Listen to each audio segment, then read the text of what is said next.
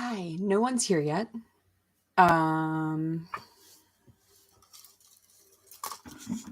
Hello, testing. No one's here yet. Somebody's here. Hi, who are you? So I tried to set up a premiere. I'm deficient. I don't know how to do these things. And I tried to, after I set up what I thought was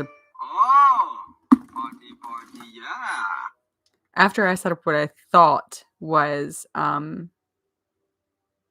don't know what's going on.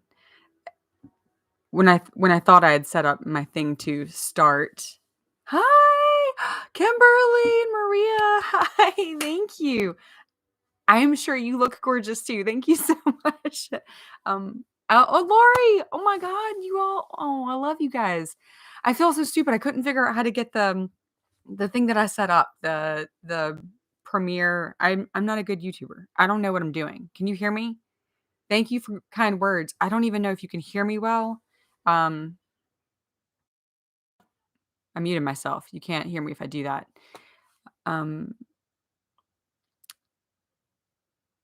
I hadn't done a live stream since the beginning. Thank you. Thank you, Maria. Since the beginning of COVID. So, and back then nobody watched anything I had to say.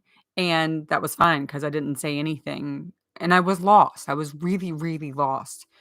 So anyhow, I don't know what I'm doing. That's what I'm trying to say here. But yay, thank you, all three of you for letting me know that you can hear me. Happy New Year's Eve. Well, Lori, I know for you it's not quite New Year's yet because we're in the same time zone, I believe. Kimberly and Maria, I don't know what time zone you guys are. So I don't know if it's New Year's where you are yet or if you have a few hours left to go of New Year's Eve. Tell me what you guys are up to. It's 1 a.m. So happy New Year to you. So for Maria, it's already New Year. Welcome to 2022. I am late to the game. That's the story of my life, right? Oh, wow. Isn't that crazy to think? Okay, so I'm not dumb.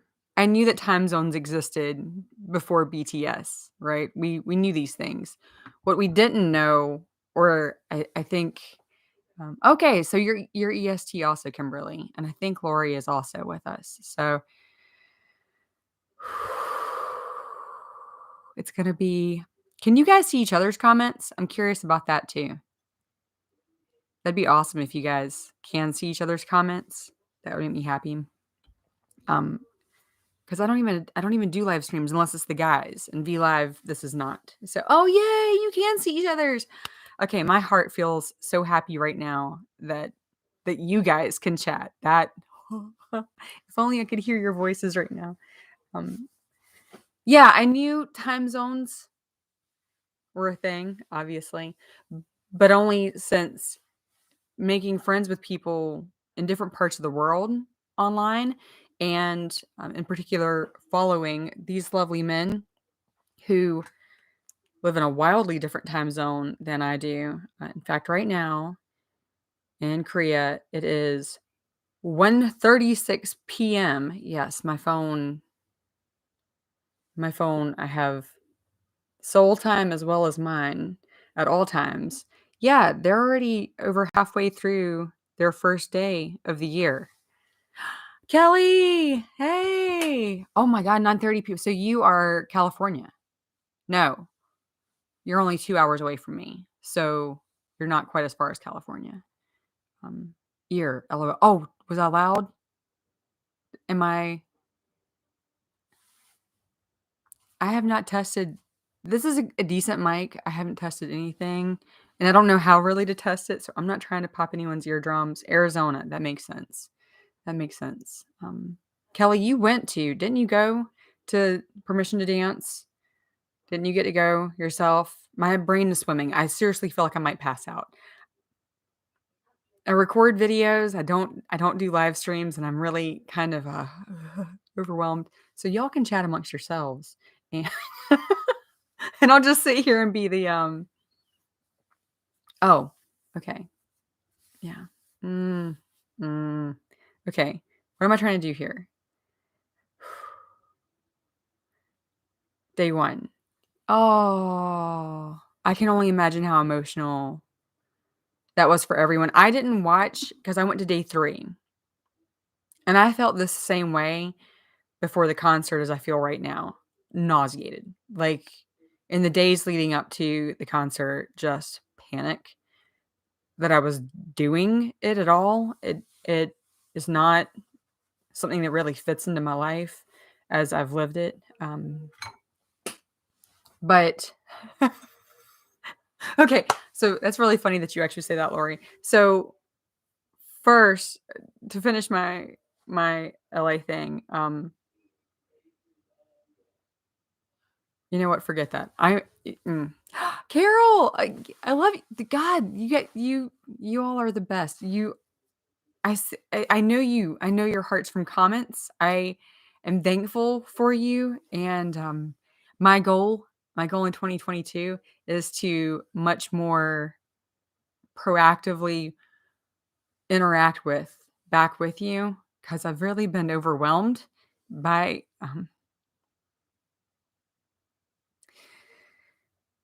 by experiencing love and kindness this year and struggle with if I'm worthy of it and um, feeling really overwhelmed and running from it, which is kind of a historical thing with me.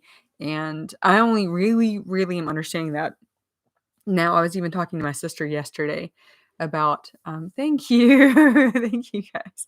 Um, I've always felt like I had to earn my happiness. I had to earn, and I think this is all like, I think this is pretty human, maybe. I had to earn love and I feel like I fail at that. I'm not I feel like I'm not as good to people as I wish that I were.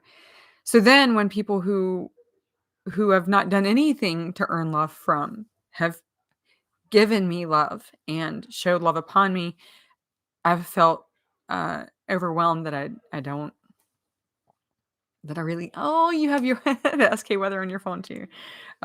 So I've hidden. I've hidden and not replied. I think often when I yes, the right to even exist. I mean, that's exactly it, right? So I don't know how everybody feels about New Year's. Thank you. I don't know how everybody feels about New Year's because for me, New Year's Day is also my birthday. I grew up well, first of all, with like this weird distortion of Tracy. Oh my god. It's like a party of all the people who I want to hug in real life and haven't gotten to hug in real life yet. Um, this is turning out to be a great party. Thank you. Thank you for coming. Um, oh, and I haven't even turned on the BTS music yet. What the hell's wrong with me? Um, and I say way too much. Yeah, so I've hidden and in 2022 I don't want to do that anymore. I've felt like I had to even earn having a good birthday. I had to have all the crap from 1 year, like, really thank you, really, really wrapped up in order to feel like I earned the right to celebrate the new year and my birthday. And of course, that's just a recipe for feeling like a failure before the new year even starts. And I felt like I needed to have really good resolutions in place to start a year, or I hadn't earned the right to actually even enjoy it. And Carla, hi, thank you. Happy New Year. And by Korean standards, we're all about to gain another year of our life, except for those of you who actually it's already 2022 where you are in time. Thank you. So F resolutions. That's Lori. I still haven't gone back to your comment a few minutes ago. F resolutions. I'm. Oh, you know, I'm all over the place. I'm sorry. So you getting to see them in Chicago is superb. And when I hear the guys talk about Chicago, my heart always flutters thinking of the people who got to see them in Chicago because the guys definitely hold that show in a high regard, hold that location, that city, and their experiences there in a high regard. So when I thought that I would buy tickets for Map of the Soul, Carol, already.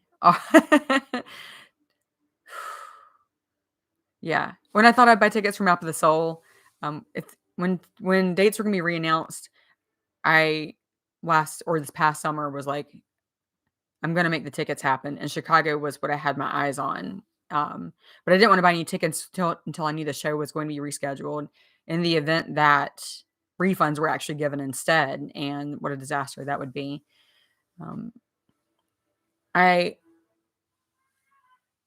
saying, Carol, thank you, saying that you hope 2022 is so much better for me. I will go ahead and say right now that 2021 is ending with my heart so freaking full and so happy and so joyful, and I didn't know I would ever feel like this again. I think back to a year ago, and, about a year ago, I was Army. A year ago, I was Army, but I felt alone. I felt really alone, and, um and I had felt alone for a really long time. Which is the whole reason I rebooted this channel. I can't remember if it was the end of January or the end of February, and I haven't gone back to look, but I rebooted what was a channel of me trying to find myself through makeup for the first time because I had grown up, I love everyone saying hello and talking to each other. I love it. Oh my god. Um, yeah, I grew up being told a lot of things that I wasn't allowed to do, and including wear makeup. So when my niece of all people, my young early 20s niece, gave me my first lipstick, when I turned for my 37th birthday, it was bright red, and I felt like somebody saw me. I felt like my niece Caitlin, she does see me. She's an angel, and she sees me in a world where I often feel invisible. Um, when she gave me that lipstick out of the blue, I had never talked about the fact that I never got to wear lipstick, that I never got to wear makeup, that I was, whatever. And and I was like, "This is amazing. I'm gonna wear red lipstick, and I'm gonna figure out eyeshadow, and I'm gonna play with this." And so I started just talking about largely about grief and feeling invisible and trying to play with makeup. And then just kind of fizzled out because makeup is fun.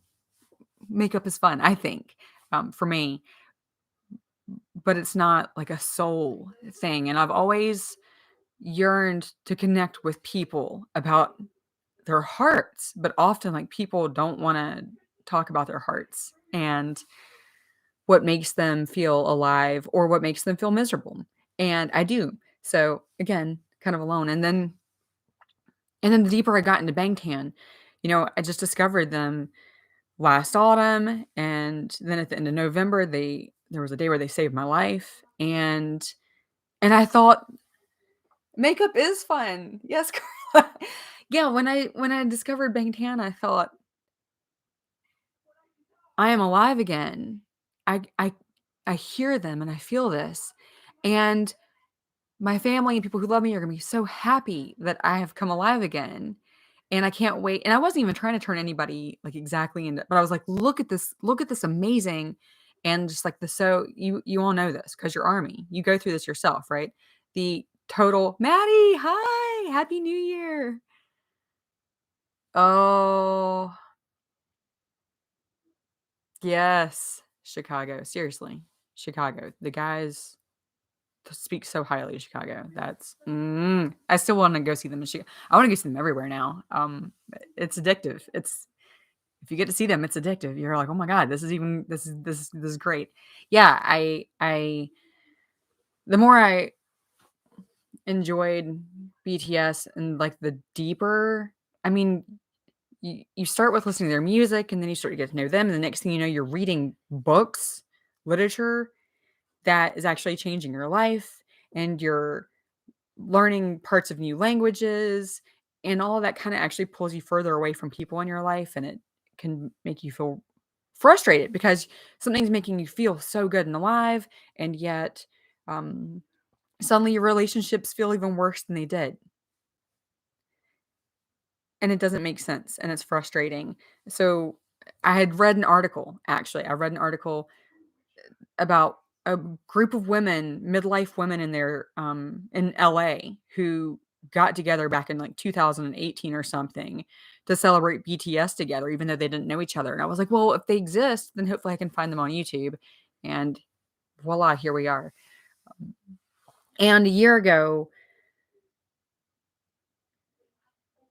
1 year ago, I hadn't started this channel, I hadn't made any friends, I felt alone a lot. Oh, Jimin waved at your daughter. I bet Yeah, Bangtan I think it's the Bangtan Moms and Nunas. That was the article that I read about, and they'd, like, gotten together for a lunch in the summer or something, and and it had been written up, I think, by the LA Times, because I was when I first started paying attention to them oh my god, that's so cool. When I first started paying attention to BTS and I started seeing, videos pop up, the ones the compilation videos that I refused to watch because my internalized self-hatred of teenage girls, of, like, the boys looking cutesy with their little hearts on their faces and stuff, right? And it's like, "Why Yoongi's your real bias," or, "Taekook at their cutest," or stuff like that, and I was like, "Oh, man, I'm really into this band, but it's apparently a band for teenagers," and I was really struggling with a lot of things I didn't even realize, that's awesome. You guys should be well known. I mean, like I said, I started my YouTube channel because I read about the Bangtan Moms and Nunas, and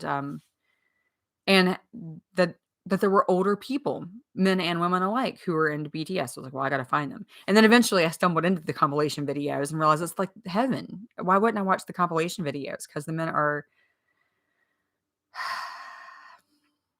they embody love and playfulness and connection, which is exactly why we're here, right? I mean, these men inspire people to open their hearts and their mouths and connect. Amber, welcome. Hello, happy New Year to you. Oh my God, it's gonna be actual New Year in 9 minutes, and I haven't turned on any BTS music. I am just babbling.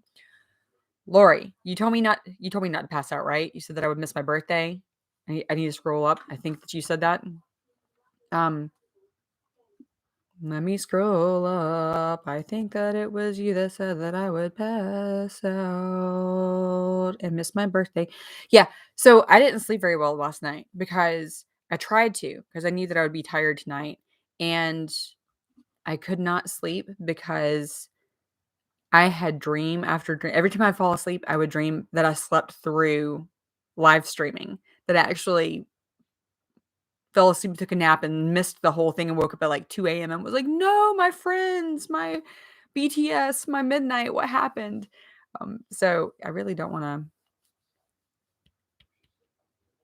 Nunas, right? Women who are older, who are sisters, Nunas. Unis are aunts, correct? And Nunas are the Korean name for women who are older.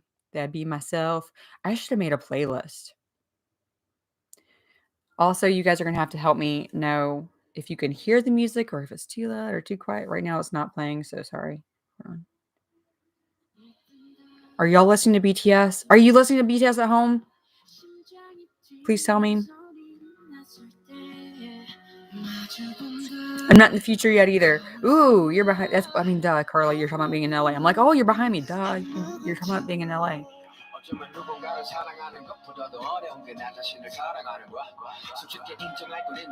Okay, can you hear me and the music? Is the music too loud? Do I need to move it away? Because I love this song too. I mean, the song is.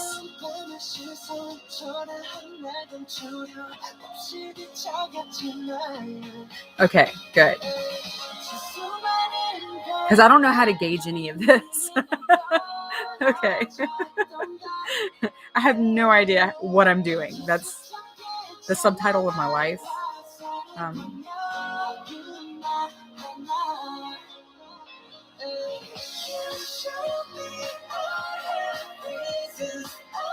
I'm not ignoring you. I'm looking up the next song. That's what I'm doing. Because I did not plan ahead like I should have. I never plan ahead for when I'm filming. Why can't I find the song I'm looking for? What is wrong with me? Did I forget the alphabet? Is it not on here? I'm gonna cry. Oh, because I'm looking at the name wrong. Okay. Deficient. Did you guys last year? I will get an adult beverage too. I can think of one song I don't like, and I feel really guilty that there's any songs of BTS that I don't like. There's one. It is not at all a bad song. I just don't like it. It's not a bad song at all. It's beautiful and people love it. I don't. That's okay, right? However, for people who have horrible things to say about any of their music, I do not like. Hide!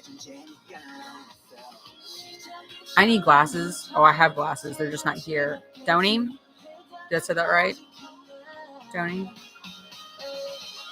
Tracy, the song that I don't like is Crystal Snow. And it's beautiful.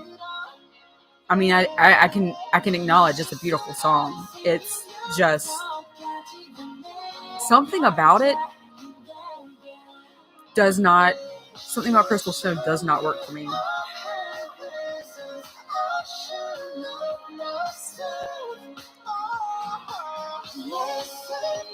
I'm like afraid to touch anything right now because I'm afraid I'm going to toggle a song off. Also, my speaker does not sound as good as it used to. What happened? I should get a new speaker. It is one of their Japanese songs. And I like a lot of their Japanese songs. I can't listen to Film Out because my grandmother died the day that it came out. And my grandmother raised me. She's a lifelong best friend. I'm a lot like her, for better and for worse. Anyhow, Film Out came out, and that was my second comeback, though.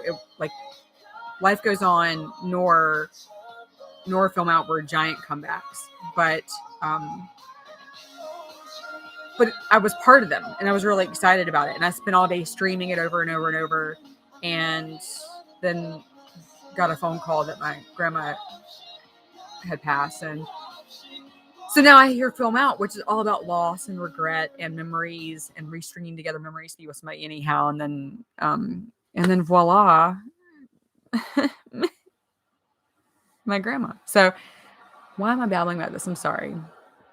I love Crystal Snow now, but my first listen, obviously, and I haven't actually read the translation. Thank you, Tracy. I haven't read the translations to every song. I have most of them. I do as the songs hit me. Like there'll be days, or actually often through comments. I love in comments, often somebody will reference something I said in a video too. Oh yeah, like I didn't know what Pied Piper was about. I knew the song was catchy and it had really caught me. And I haven't seen performances of like most things. I'm still like edging into the water. There's so much to watch with BTS, and I haven't just dug into everything. But we should have a countdown on. What is going on? What am I doing? How do I have like a countdown on and music on and this? I don't know what I'm doing. Pied Piper, I've seen enough of that performance.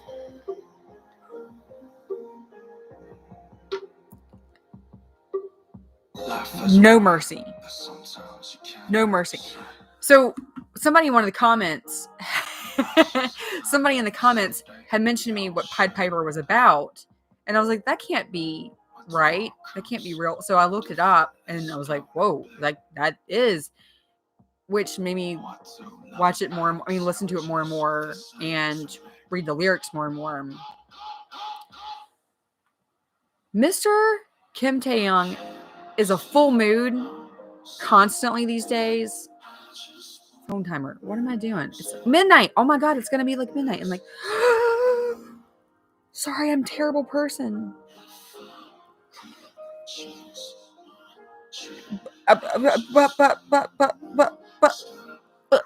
Is it gonna live? Oh my gosh. Is this really live? I don't need your comments.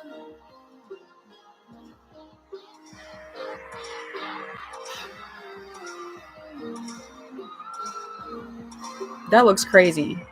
That's like just a smoke storm in LA. I mean, not LA.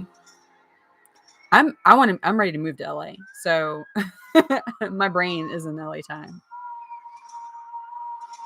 It says we got like 25 seconds left. So you can't tell from that.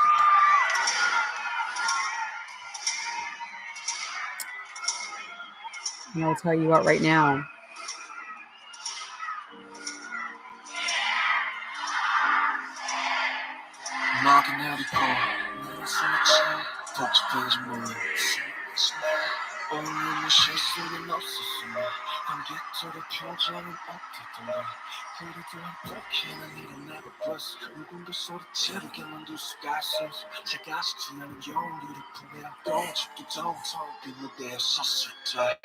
Downtown 빈무대에 섰을 때 흔한 공허함에는 겁을 내 복잡한 감정 속에서 삶의 사선 위에서 근실이면 더 무딘 척을 해 처음도 아닌데 익숙해질 법한데 숨기려 해도 그게 안돼 텅 빈 무대가 식어갈 때쯤 객석을 뒤로 하네 지금 날 위로하네 완벽한 세상은 없다고 자신에게 말해 점점 날 비워가네 언제까지 내 거야 수는 없어 금방 수갈채가 이런 내게 말을 해 뻔뻔히 네 목소리를 높여 더 멀리 영원한 관객은 없대도 난 노래할 거야 오늘의 나로 영원하고파 영원히 소년이고 싶어 나 Forever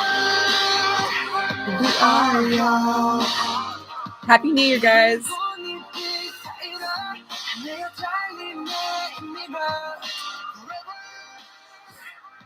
Oh. Happy New Year, guys. Happy New Year, friends.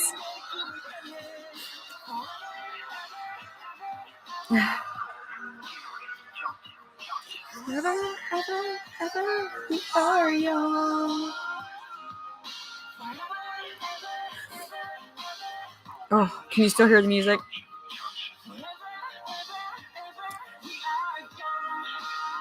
I really hope 2022 will be good. The song is legendary. Show.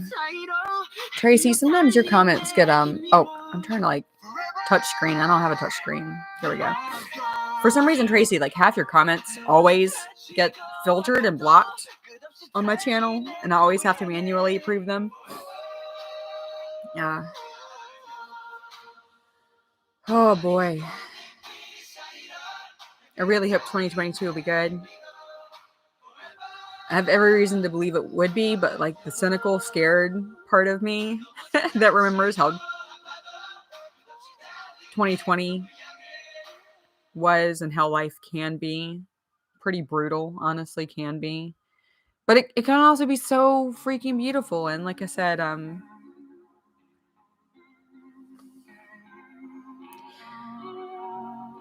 I made friends this year. I feel seen, and I feel like people have shared their hearts with me and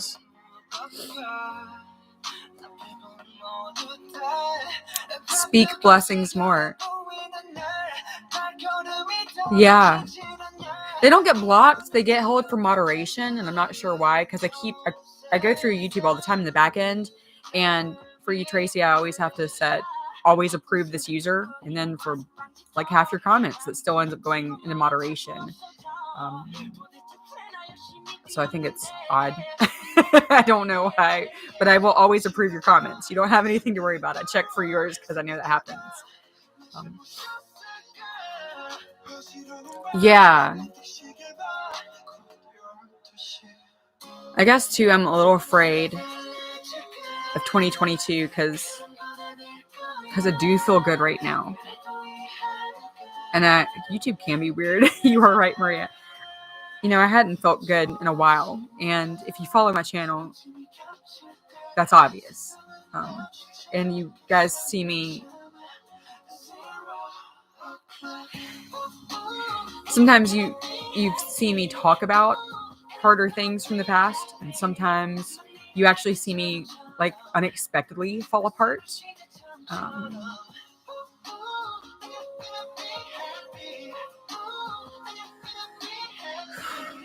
I knew I really wanted to listen to Young Forever at midnight. That if I had to pick one song that hits me the hardest, I think Young Forever is it, though it's really hard. Yes, Carla, the conscious decision for joy. You know, this is something my sister and I have a very dear friend who I'm going to leave nameless, who I met because of this channel. We've talked more and more about the conscious decision to focus on and to enjoy joy and to have fun. Loma, it's so good to see you. Hi, love from the Bronx. Happy New Year to you. You're in my time zone. So ball just dropped. And how can you not play Army favorites? You know, if you had to make a playlist of like if you had to make a playlist of the songs that you're going to play to start a year, to end a year, Young Forever. I got asked some great questions. You know, I put a post up saying if anybody had questions so that I wouldn't just... I was afraid to be sitting here by myself and like just rambling, which I ramble anyhow. I love Dulcet. Oh my God. Anissa is why I love that song. That's another example of like where I didn't look up a translation for a long time. I also have more than one playlist. Like right now, I'm just kind of generally choosing songs because I did not make a playlist for today. But I've got like, let's see, My Heart Hyped, which is Energy. Oh, oops, I didn't mean to open it. This is not my usual camera, so I don't know how to make this thing focus. But I've got My Heart, which is all their songs. My Heart Hyped, which is their energy songs. I've got Sleep My Heart. I've got Melt My Heart. Then I've got a bunch of the different streaming ones. I've got BTS Christmas, which I really started using YouTube Music for instead of Spotify because you can get more stuff. So, oh my God, Louder Than Bombs rips my heart. That is like a soul grabbing song. Amber.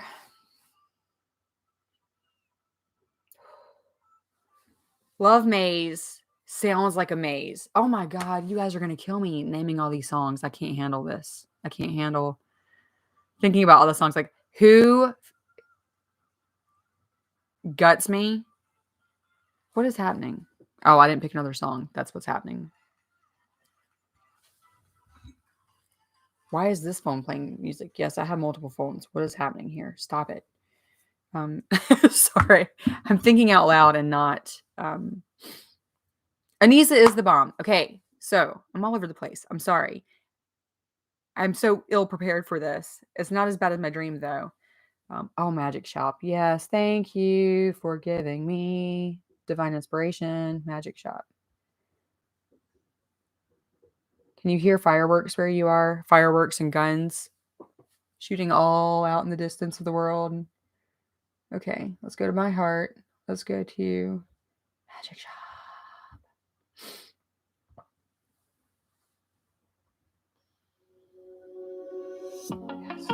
Okay, Anissa is amazing. She is so humble. She is so funny. She is so smart. She is all love and heart and energy. And she belongs in Army. Like, she is veteran OG Army, which you guys know because I didn't know who she was. You guys are the ones who told me. And actually, well, that's the thing. You guys told me. And something's popping off over here. Yeah. Everyone's celebrating with gunfire and explosions, right? I've been looking for my hair ties, and I just saw in the video that I'm wearing them. What I can't think. At least I haven't passed out, so it's a win so far. So I started reviewing Rise of Bangtan. A few people had recommended that I watch it, and they've been popping up in my feed. And I've been slow to choose what to watch, when to watch it, and if music's too loud, you got to make sure to tell me because I can't tell. Oh, yeah, flinching. I'm terrified the toddlers will wake up. Like, if I suddenly have to cut the stream, it's because I did get asked if I have kids. I have a 2-year-old. I have 2 kids, a 3-year-old and a 4-year-old. And if fireworks happen like close by, it'll probably scare them awake. But they did fine-ish for 4th of July, right? Back to Anissa. God, I'm all over the place. Sorry. You'd think I'm caffeinated or something. So I started watching Rise of Bangtan, and the episode, God, I think it might have been like the 3rd episode. It was pretty early in it.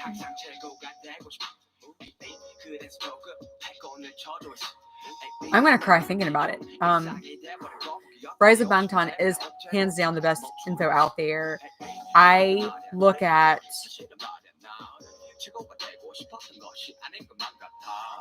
the video. I went back and rewatched the intro video to BTS, like when I was trying to figure out who they were. Like, why is their music speaking to me? What happened to me that day that I kept breathing? And I found a video that like introduced me to who they were. And that video apparently did its job because I felt like, wow. I felt like, wow. These guys are interesting and how they came together is interesting. I've gone back and rewatched that first video I saw, not Rise of Bangtan, but my first intro to BTS video. It is not good. It is not a good video at all. And I don't know how that video at all hooked me into continuing BTS, other than the fact that my soul like already knew that I needed to go further into this. Like, it wasn't the Asian Theory video that sold me on BTS. I was already sold on BTS. That said, Anissa's Rise of Bangtan is amazing. So amazing. Well, when I was watching, I think it was the 3rd episode, but there's a clip. Ooh, if I start crying here, you guys see me cry a lot, so this won't be a shocker, but there's that clip where little fetus Jungkook, all the guys are talking, and they're like a little bitty fan meet or something. And it's Amber, the one that I watched was Asian Theories Who Are BTS or something like that. And when I saw it, I felt fascinated by it. But when I rewatched it, I was like, this is really dry and boring. And it talks about them being a ragtag team, but it doesn't actually show their hearts. But apparently their music had already shown me their hearts. So that's what really pulled me in. But in the Rise of Bangtan, where little young baby Bangtan is talking, I think at a fan event, and they're sharing their thoughts, and Jungkook actually says, and he's emotional when he says it. He says he hopes that he can become a singer one day whose voice moves people.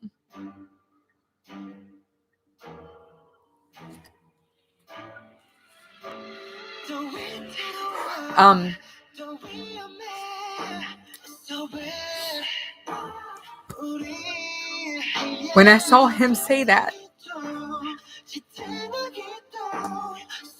I lost it. I mean, I'm doing a reaction to Rise of Bangtan, and I've fully just reacted to little tiny fetus Jungkook saying that he hopes that he can become a singer who moves people, because um, I still very much, yes, I still very much remember the exact feelings of sitting on this couch right here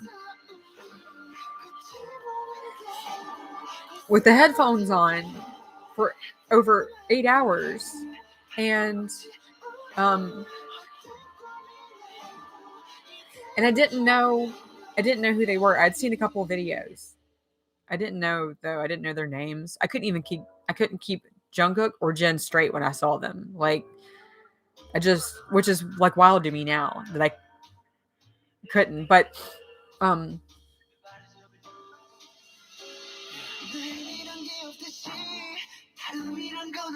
I didn't know who was singing back then. You know, November 29th, 2020, the day that I thought I was done, I didn't know who was singing from one part to the next. I didn't know how many guys were actually in the band, but I listened to them, and their voices just hit me. And I remember the songs that hit me. I remember the parts of songs that hit me. And frequently, not always, because all of them hit me, but there were frequent times that it was Jungkook's part in songs that hit me so hard that he was my breath. And now I know that because I remember which songs and parts, and I know who's singing when. So when I'm watching Rise of Bangtan and I see little baby Jungkook say that he hopes one day he can move people, like right then I just wanted to like explode my entire heart onto that poor little baby boy who didn't even know what he was dreaming, and tell him that his voice saved someone's life. Like, and that just sounds crazy, but it's true. And so anyhow, I absolutely fell apart in that reaction video, and I felt stupid. Every time there have been so many videos that I've posted that I thought, oh Lord, this is the one where everyone's going to decide that I'm unraveled and unstable and need to be canceled. I've realized I feel that way because I'm actually told that by certain people in my life. Like, I've realized how many internalized voices I'm completely spiraling in frequently when I feel that. But when I posted that, I thought, oh Lord, I've done it now. Like, I cried really hard, like embarrassingly hard about Jungkook saying that. And Nisa commented. This is the longest story ever to say how Dual Set became a song that I actually looked up the lyrics to. She quoted Dual Set in her comment to me. And it was till, she gave me comfort. And I thought, I mean, that was intimidating. That was scary. I was like, oh my God, this amazing creator. Anissa is this amazing creator. Watching my super embarrassing videos and reactions. And that was absolutely terrifying to me. But it also meant so much that she reached out to me and left a comment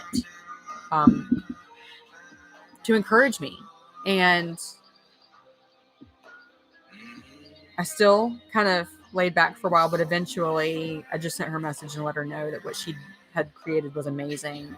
And then when the concert stuff started to happen, started to pop up, we just kind of sent each other little messages, and kind of, I mean, I was like, I would love to meet you. I would love to meet you. I would love to meet you. I think that'd be cool. And she is an angel and made time to actually get to meet me. And I am a greedy, greedy woman. If I could, I would take up so much more of her time because she's freaking brilliant and too humble to realize it. And thank you guys. Thank you for it's so different to hear support for being emotional, because I'm very used to being told that I'm too needy, I'm too clingy, I'm unstable, I'm unraveling, nobody cares. And it's just 2 or 3 people, in particularly here. I when I got to sit with her, I basically did interview Anissa. It wasn't set up to be that way, and I wanted to make sure she knew I wasn't asking her questions in order to like report back about it. So there's no reporting back about it exactly, but I was curious, like not as a YouTuber, as a person. I wanted to know her story and how she got pulled in and her purpose. And I told her one of BTS is our mental care. Sorry, I'm catching up on comments. One of you said a few minutes ago, oh my God, if Hybe put Anissa on their payroll. But here's the thing. First of all, Anissa does deserve to get paid for what she does. And I have to remind myself as a creative in the long run, she will. What she's creating is still so valuable. And hey, baby, sorry, picking songs as I see them here. Carla, you're the one who said it. I hope BTS would see Rise of Bangtan.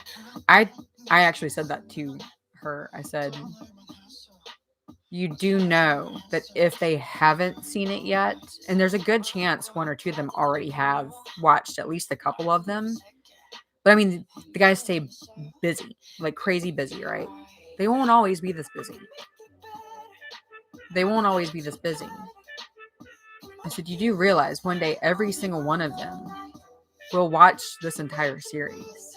And that's scary. I mean, that's a really, and I wasn't telling her that to scare her. I actually didn't even want to say it to her because it's a scary I know how scared I am realizing she might watch my reactions to Rise of Bangtan because I feel inadequate and unworthy of her time and attention because what she creates is phenomenal. But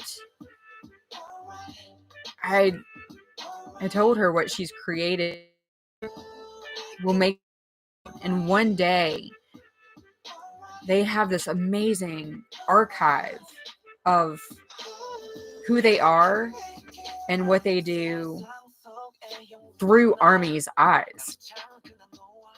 Because they don't, it's hard for them to get that, just like it's hard for us to fully understand.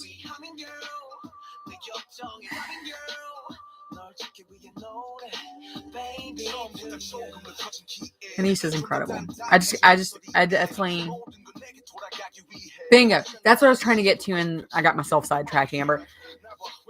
Yes, Anissa deserves to get financially rewarded for what she's created because she's put her time into it. But most importantly, she put her love into it. She didn't create it to further her career per se. She didn't create an effect at all. Her career is doing fine, and she's super talented, as we've all seen. So she's going to go places as she chooses to.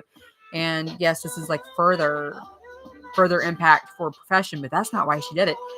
You don't create something of this magnitude completely for free unless the payment you're getting is in your heart. And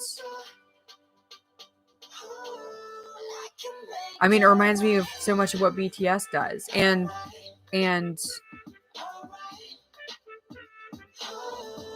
feel like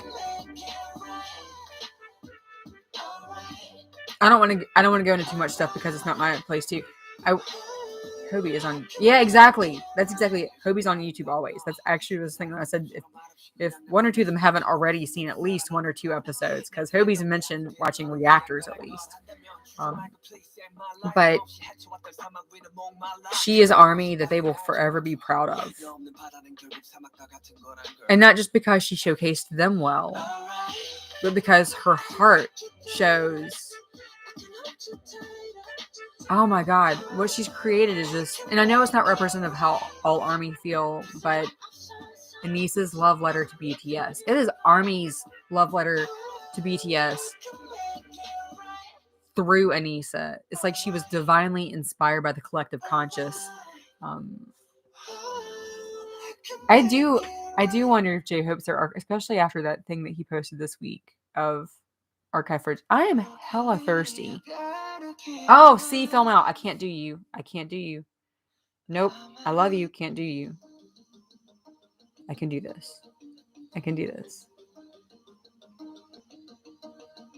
That's dedication, Laurie. And that's, I mean, I know that my sister and I were talking about, we will definitely watch Rise of Bangtan on repeat. I've been going crazy because I haven't, like, I do watch stuff late at night when I'm in my bed after the kids are in bed. My days are hard, and the kids don't watch TV. I don't watch TV, so I don't watch stuff during the day. And I actually watch a lot less now that I actually create. I Bangtan when I'm trying to go to bed at night, which would just keep me up. That's what happened to me last December. I know microcosmos, right? How can it not?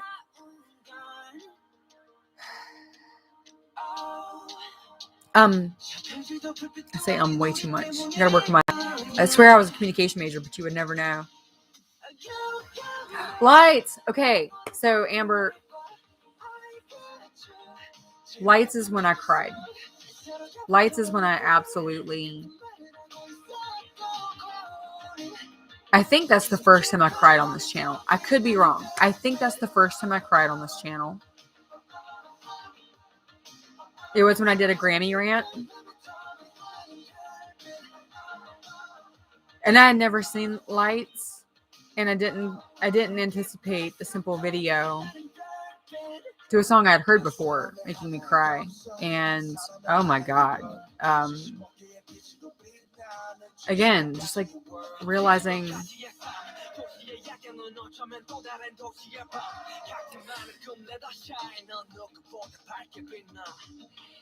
in spring. He needs to sell us some copies of those. Yes, Maria. In spring and summer, I still was not doing well.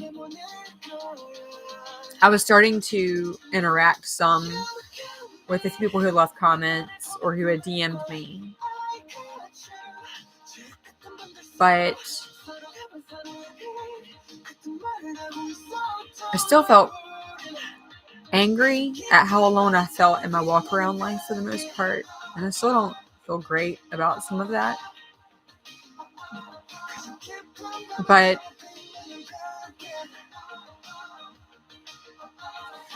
when I cried during the Lights, Butterfly rips me apart. Truth Untold used to.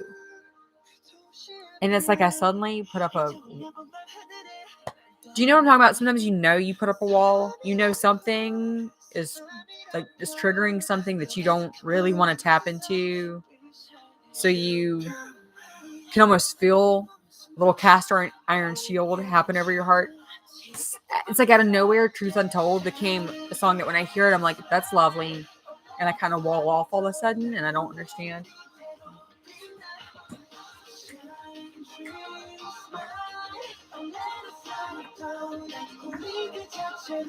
To go back to a conversation from like 40 minutes ago, Mr. Kim Taeyong is a full mood all the time. I don't know what's going on. Sorry.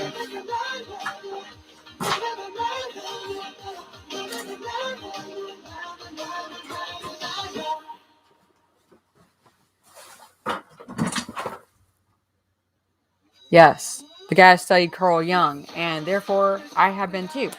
And in I Like You Jump, not right now. We're going to stick to some emotions, but like high level emotions. That's what we're going to do, right? Taiji La, that is right. I might be a baby army, which now can you call?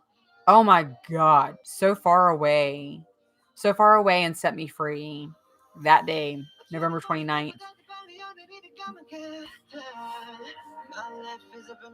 August D rips me up. Sorry. Anyway, it's my bookmark in my Carl Jung book. Yeah, I did not anticipate when I encountered these gorgeous voices singing in words that I did not know. I didn't I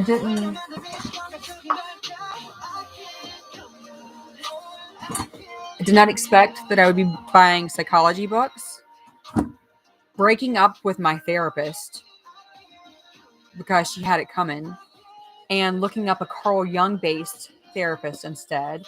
I didn't realize I'd be buying 2 different versions of Demian and reading both and taking ridiculous amounts of notes in them. I mean, and the different colors mean different things. Like some are psychology based, some are BTS notes based, some are like, wow, that hit me in a really personal. Some are like, whoa, that was a little scary. Anyway, I didn't realize I'd be buying their story, the Bangtan universe stuff, in both English and Korean because I'm trying to learn Korean. I would love to actually read it in Korean one day. I didn't realize that this journey, she did have it coming. You have no idea. How did I not see that she had it coming? Yeah. I didn't know that I was going to start the RM book club, the Namjoon recommended books list, the Yoongi recommended books list. I had no clue how much that listening to these voices singing in a language I don't even understand was going to shift so many things and get me so excited to try new things. I've It was last December. It's January now. Holy crap! And it's 12:30. I can't believe how long I've been talking already. It was last December. I bought my very first Korean book. I bought tattoo ink, and sterilization supplies and needles. I will have this entire arm will be coated, but I can't reach the stuff myself, and I shoot blood every freaking time I work on the trees. I end up gushing. I'm not tapping into that again. So I'm gonna have to have that professionally done. I'm gonna finish the water myself in the sky, and then I'm having the guys' names tattooed on my arm, and along with a few other details and things related to different songs. I'm gonna get something right there. Anyway, so last December I ordered Korean books and tattoo ink. And then in January I was like, I'm not ordering anything else. I'm gonna. Well, then I ordered the books, Demian. I can't remember if that was in December or January. That had been January when I ordered Demian. And then I was like, well, I'll order. Their names will be tattooed in Korean because, especially, first of all, their names are in Korean, and so I definitely want to use Hangul and respect their native language. And then on top of that, there's also like varying languages. I mean, not languages, spellings, like, Yoongi or Yoonki. And I want, Fly to My Room. That song is so lovely. Best of Me. A year ago, I played Best of Me 150 times a day minimum. So yeah, last January I was like realizing I was going to be a really lonely person liking this band, which I already felt lonely a lot, unfortunately, and I felt embarrassed because I'd never been a fangirl of anyone. I love music. I've always loved music. I've always been drawn to musicians, artistically, not relationally. Yeah, I mean, Best of Me is an incredible thing. It was one of the first songs that, like, it a year ago in December, it's the only song that made me happy. Like, all the songs pull me in, but if I needed something to feel happy, Best of Me is the song that I played on really horrible days because things were still particularly bad. But yeah, I was embarrassed.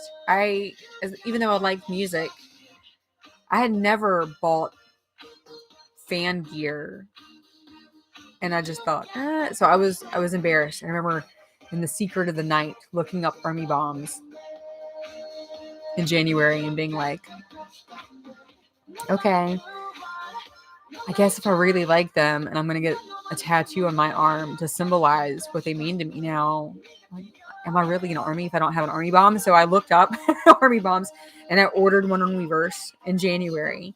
And then I was like, well, I need something with their symbol on it, like their OG symbol, because so I ordered this off of, I think, eBay for like $5. It's like an embroidery patch. And I was like, okay, I love it. And I'm just going to like put that aside, an army bomb. And I'll just secretly enjoy them and know that I have to secretly like this band.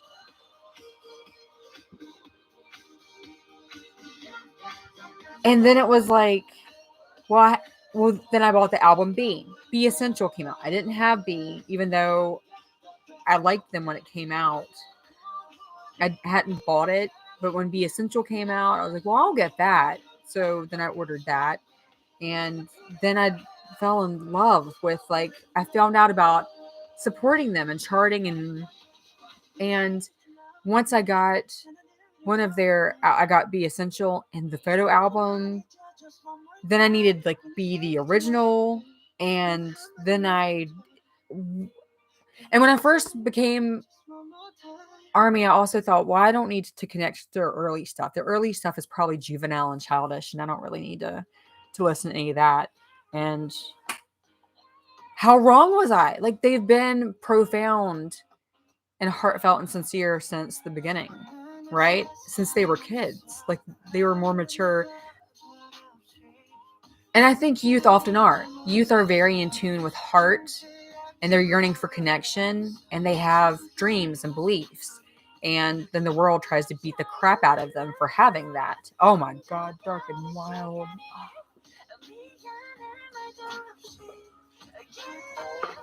Oh, Dark and Wild. Probably.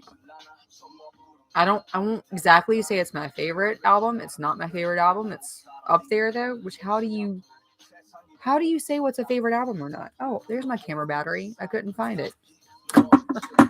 So I actually have multiple copies of Dark and Wild because I'm a crazy person.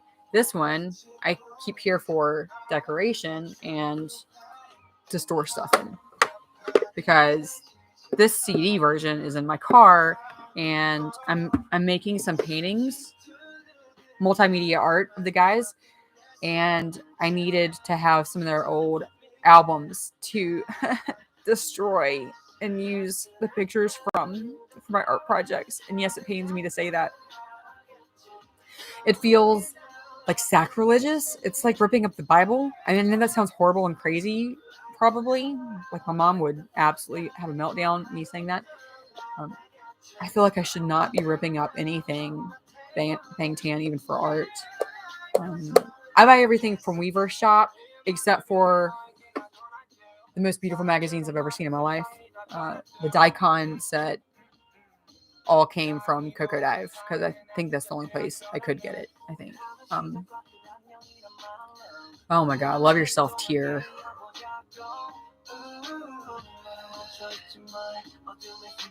I avoided the Love Yourself series for a long time. I really avoided the Love Yourself series. Because it sounded corny to me. Again, with the seriously, Daikon. Oh my gosh. Oh my gosh. The prettiest photos I've ever seen in my life. Of anyone ever in my life. It's wild.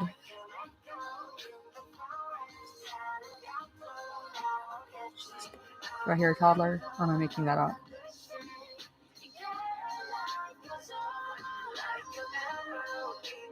As a mother of two toddlers, you often hear like phantom crying. You're like, is that real? I can't tell. My husband's upstairs, so in theory, he's got things under control if he has to.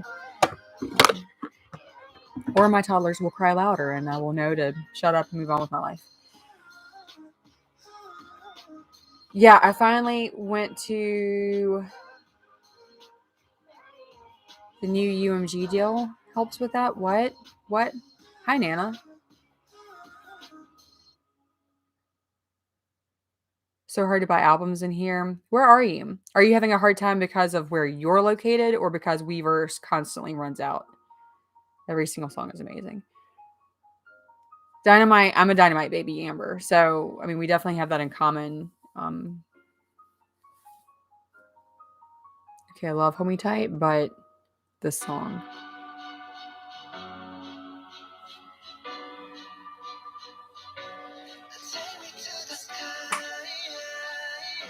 I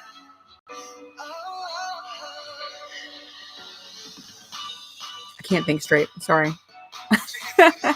I need to. No, and if people need to duck out at some point, trust me, I understand you have lives too. So,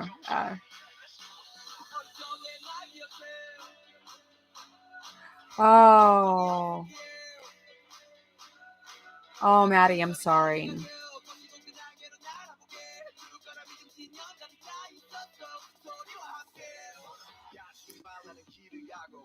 Maddie, I really want to say that I'm sorry. I can understand how that felt.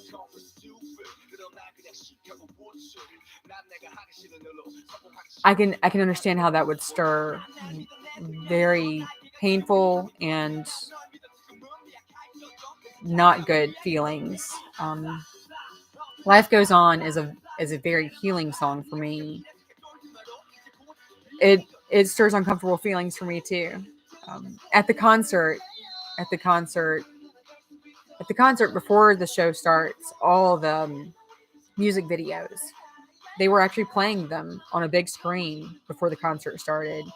And when the video for Life Goes On started, I was very surprised. I just burst into sobbing very suddenly. Like, I might hyperventilate type sobbing, and had to lean over and try to pull myself back down. So the song really hits weird notes, and I don't have that type of. I'm so sorry, Maddie. I am glad you're doing better, but grief is a bitch. It hits in weird ways, and especially because of how you lost your mom and what's going on in the world.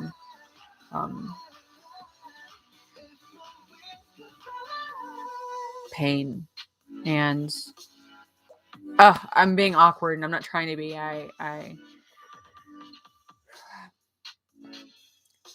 Okay, Lorna, you asked, how does he feel about your love of BTS because I've been single for 2 years since being in Army, and I will not give up my love for the boys. I'm afraid they won't understand. They probably won't. The right person will. So I'm assuming you're asking how my husband feels about my love of BTS. Uncomfortable. My husband's an incredible man, but I'm sure this has been. I can't put words in his mouth because he hasn't really discussed with me how he feels, and it hasn't created arguments or anything, because that's not the type of man that he is. He's not a high conflict person.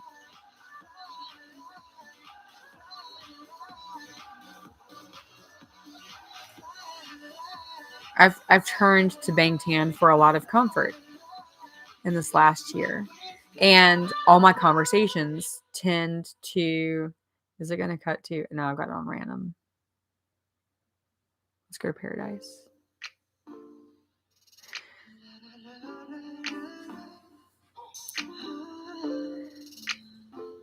I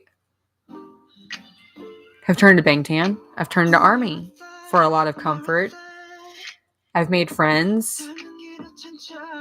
I won't say that I've changed as far as like who I am, from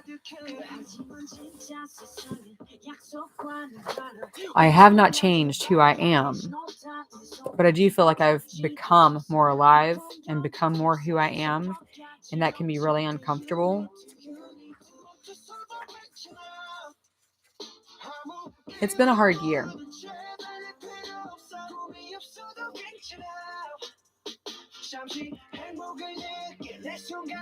I'm glad you have that, Amber. BTS brings people together and pulls them apart. Carol. That's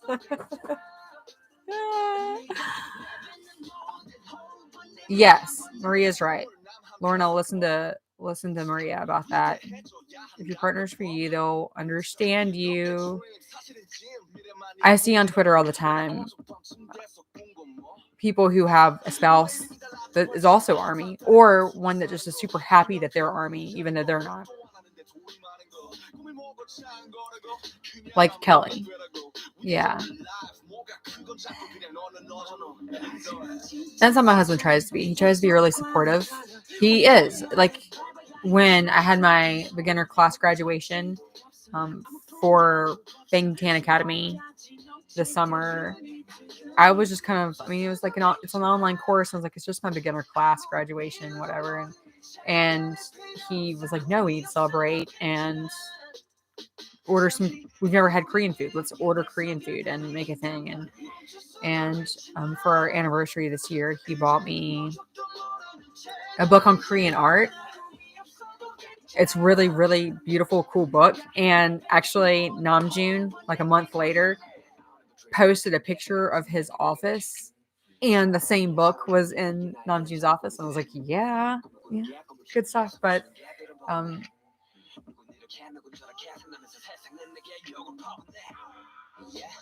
yes, one thing I saw on Twitter about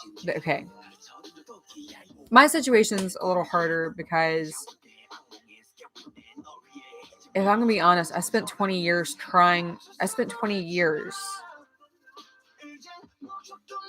creating a life by trying to pretend to be someone other than who I fully am in reality. And that's painful. That, like, I created pain. I'm not blaming anybody else for that. I thought if I can I'm surrounded by people who don't like sharing feelings and emotions and would largely like rather just like pal around a lot. And I'm big into both. And even like my version of pal around tends to be more like huggy and touchy. And I just don't have a lot of that in my life. You only live once. So I spent the last 20 years trying to squeeze that kind of stuff out of me. And when I was told that I'm too needy or too clingy or too emotional or too much, I get told a lot that I'm too much in different ways by different people in my life. And so I just kept thinking, okay, I just need to be less. And I can do it, like, because I'm the cool girl who like doesn't get emotional about things. And I'm the cool girl who like knows how to throw back a couple beers and raise the roof with everybody. I'm not that girl. I'm not. And I tried for a long time to be. I kept thinking I was the problem. And I wasn't. The problem was that I was trying to be that. And allowed people to think that I had it in me to become that when oh my God, just one day. This is when I went into full on like fangirl mode. Just One Day is from School Love Affair, like their second album or whatever. Thank you for saying that I'm not the problem. I realize that now. It took most of this year for me to actually realize that.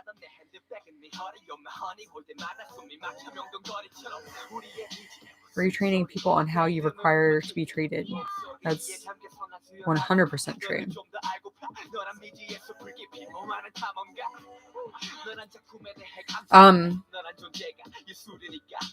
So this summer, I was actually on a family vacation that was very unhappy for me, and it was the same week as Festa. And I had been Army at this point for 6-7 months. One Day is my first song.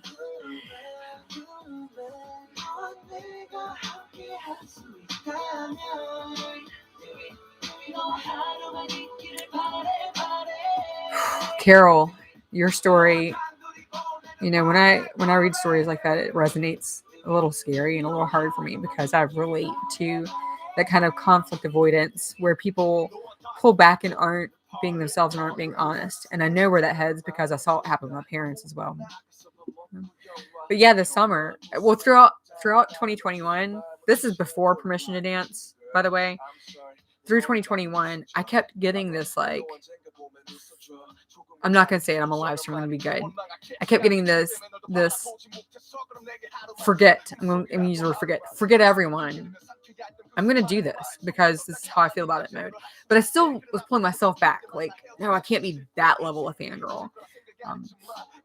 So even when I did things like buy something, I felt like I had to hide. Like, okay, I have it, and now I can secretly treasure it, and nobody know that I listen to them nonstop, including with earbuds on while I'm sleeping. And but like step by step, incrementally, as I'm reading books, and I can't help but talk about it. And I brought stuff downstairs with me for a live stream because I didn't know I'd actually have people to talk to. This picture is framed in my living room where I can see it all the time. And it's the very first thing that I framed. That and the photo, the poster that came with me, it is hanging right here by my fireplace.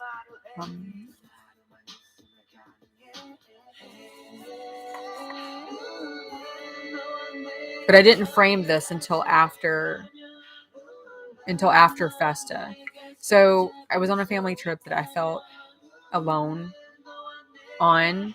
And it's not the fault of the people who I was with. It's just I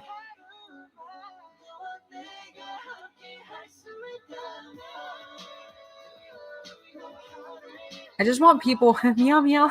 Seriously, our little meow meow. Oh my god. I felt I just feel alone a lot because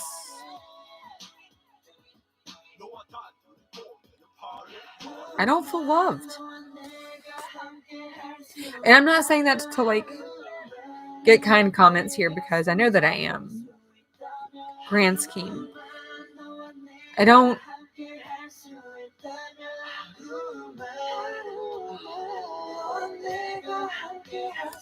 I feel like a disappointment in my families. I'm not the person that my husband deserves to have married, that he would have been happier with. I'm not the daughter that my parents deserve. I'm not whatever.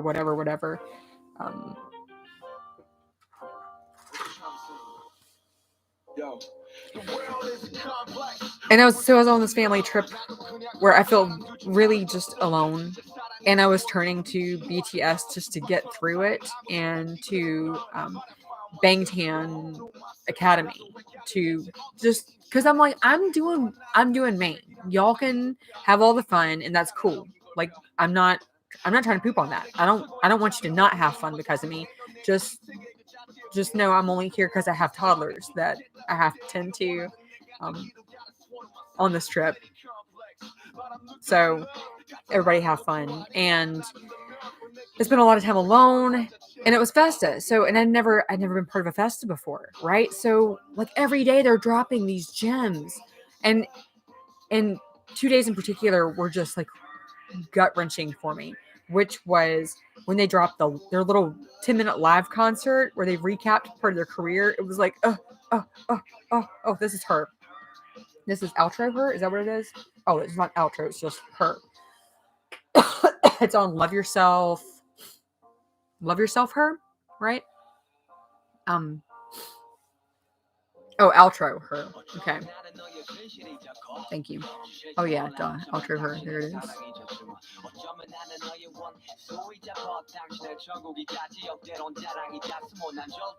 Okay. Sorry, I was picking the next song. You are sweet. You were so sweet. Thank you, Lorna. So yeah, when I was watching the Festa live concert,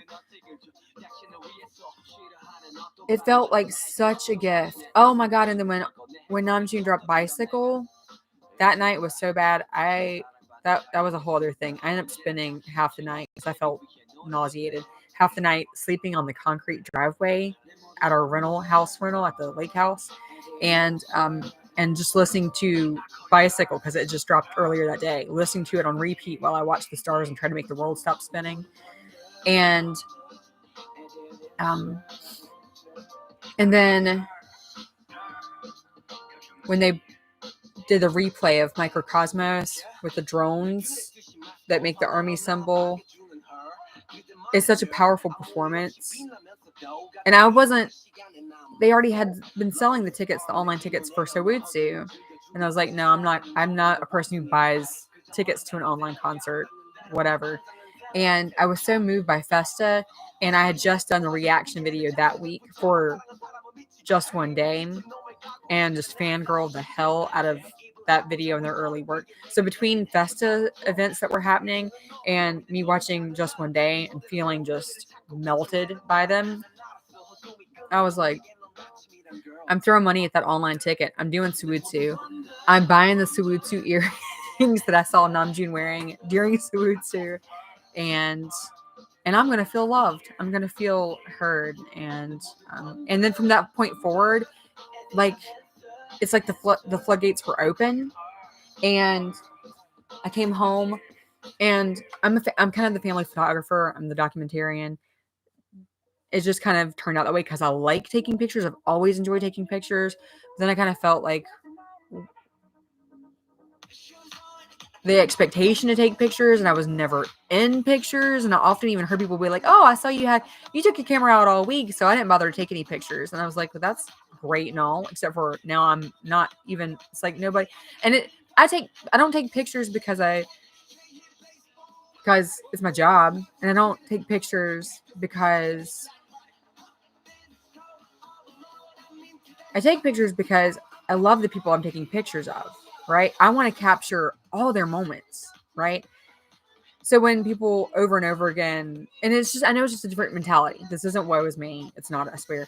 But when people over and over again are like, I didn't bother to take any pictures because I saw you were. I'm like, nobody, it felt like a personal attack, even though I know it's not. It felt like nobody treasures me enough to even realize that I'm not in pictures. And when I was flipping through the album for B, and it's got all those pages that you can rip out, I don't need to listen to this mix. Sorry. This is kind of a lot. And I mean, I like it, but it's a lot. Love bass. When I was flipping through, and it has all the pages that you can pull out. Oh, Amber, you haven't been able to see a concert on or offline yet? I hope this isn't too personal to ask. Is it because of like finance? Is it because of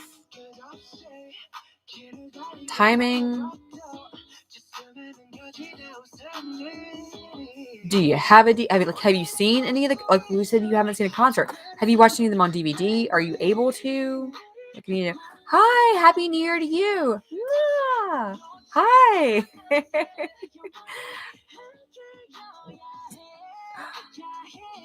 Are any of you in the time zone where it's about to turn midnight? Or any of you?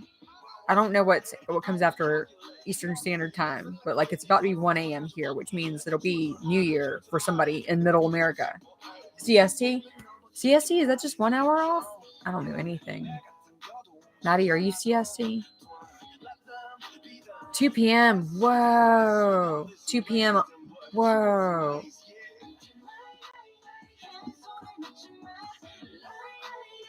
Mini Moni, are you Mini Moni? Oh, I love your name, by the way. Are you in Korea? 2 p.m. Sorry, I'm amazed by that. What is happening? Why do I have so many phones? I'm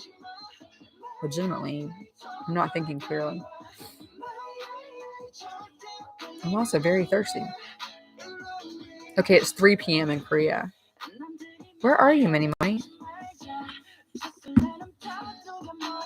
That's what I was thinking, is if it's money, there are still answers. You watch a lot of videos from people who have uploaded them. It's 11 o'clock there. Yes, so you are Arizona. Oh, from Malaysia. Hi. I have a friend who lives in Malaysia, Kiwi. She's super, super sweet, and she's posted so many videos, to me of Malaysia. My dad wanted to move to Malaysia, so I haven't been there. I'm a little familiar with how beautiful the area is.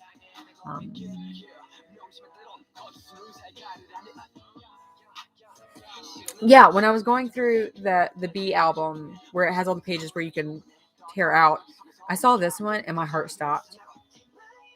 I didn't.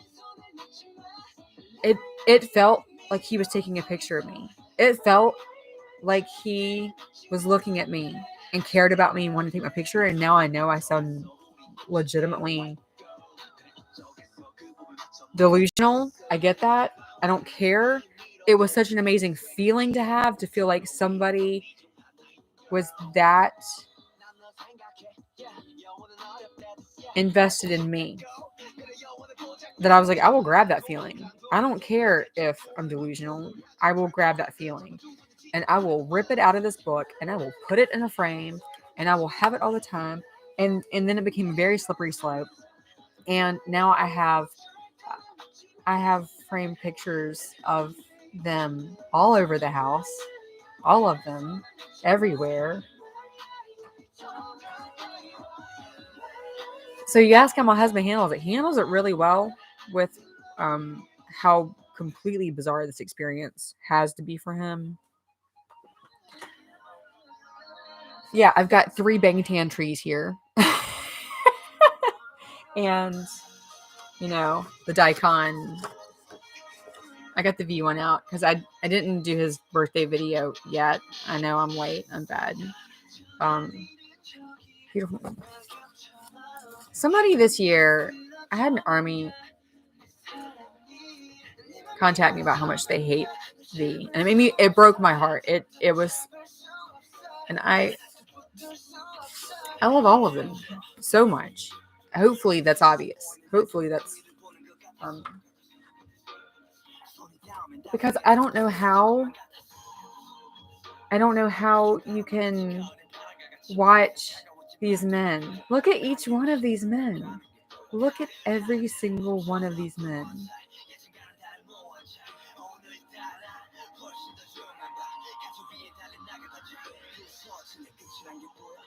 How do you not see their hearts and not love all of them?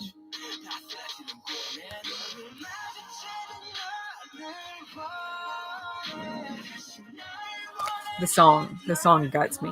You have no idea how much.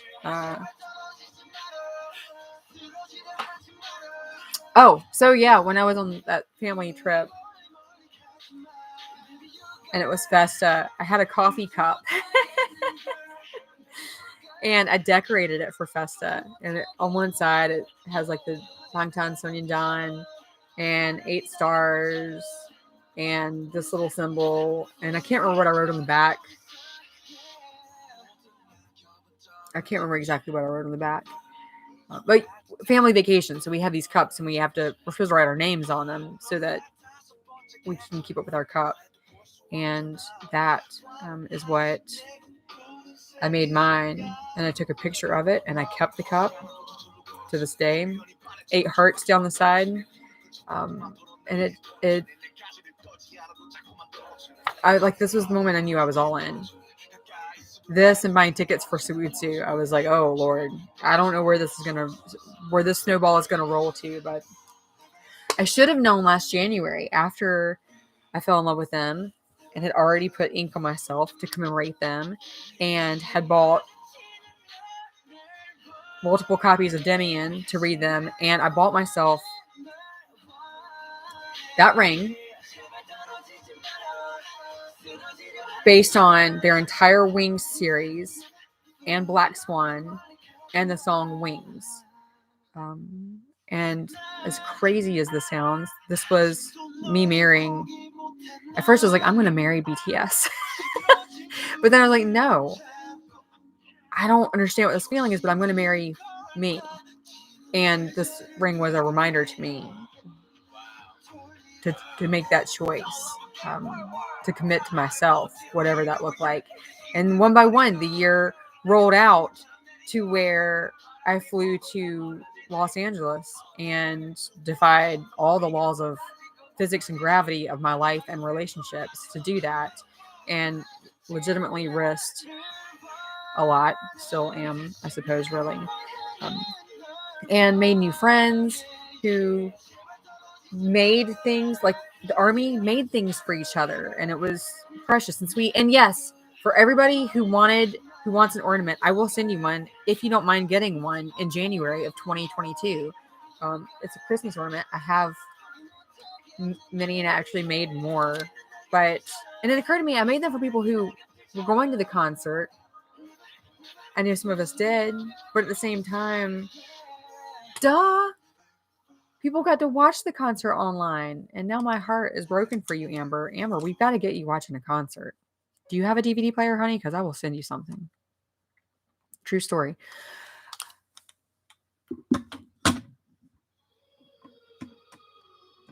And yeah, I spent Christmas and New Year's with my heart feeling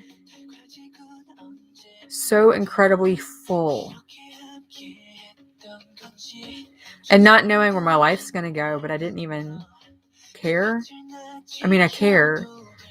But the last 2 weeks of reflection after being back from the concert,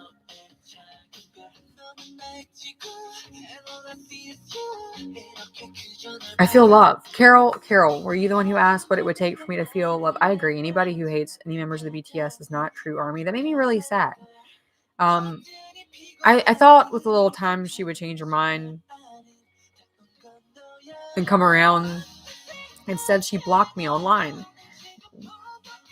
And I'm not quite, I don't understand, but I don't have to. She's on her own journey. Can you articulate what would make you feel love? Okay. So Carla, not Carol, Carla asked if I can articulate what made me feel love. I'll try to keep this kind of short, if that's possible.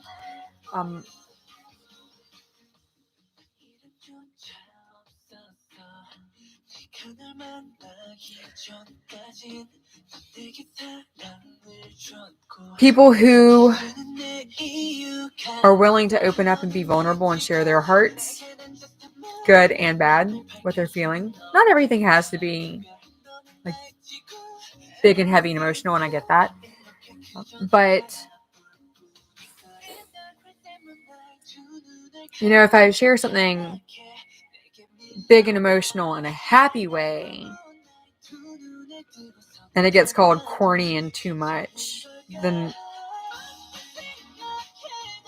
I kind of get my place. If I share something that's serious and that I'm struggling with, then it's hell. I'm not kidding. I've just asked questions before. Like, I mean, questions that I like to ask. Like, you know, where do you see yourself in 10 years? And kind of got snapped out about it. And being told, like, blatantly, I'm too much. And then having a very close family member who intends well for me, just to say, you shouldn't put all that out in line, blah, blah, blah. People are going to think you're unhinged. And then she's texted other family members about how I'm unhinged and unraveling, but accidentally texted it to me instead. And none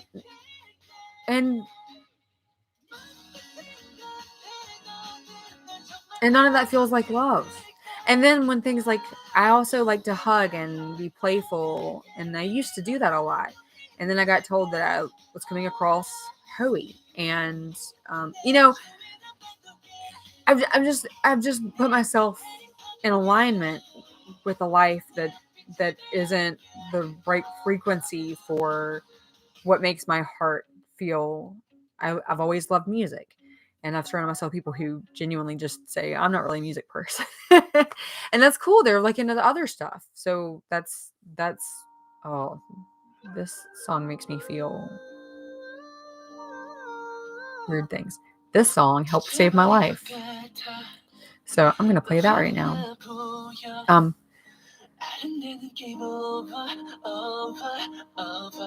I would legit be miles away from a person like that. Folks are using their issues to define you. And that's something that I had to come to the conclusion to, is like, we're all walking around with baggage. We are all walking around with baggage. I want to live in a place where I and we are trying to be more honest and accountable for what baggage we are carrying, and when we inflict that upon someone else. And I mean, okay, let's turn this back to BTS, right? Let's stop whining about me and let's turn this back to BTS. They have said multiple times in the last year how completely, wildly different that the seven of them are, right? And yet, the way that they consistently allow each other to be who they are, they're not like, well, I'm the super huggy one, so you have to be also, and you're a jerk if you're not. Or, well, I like to talk, so if you need silence, then you suck. Like, they're that's a great expression of love, is I'm willing to figure out who you are and support that and love that and walk with that, while you walk with me. Does that make sense? I'm babbling now. That's what I'm looking for. And just a gentleness that I also have not afforded people because I've become a bitter old curmudgeon over the last 15 years. And I don't want to be a bitter old curmudgeon anymore. And Bangtan has trivia love. Bangtan has rounded the edges off of me, turned me from an I to an O, from a person into love. That song makes my heart just, I mean, circle of dysfunctionality. Get more healing. You are no longer working within the circle to keep things as they were. Healing will surely. That's how I feel now, Carla. I mean, frequently I think about you should please yourself because then at least someone will be pleased. I mean, that's exactly right.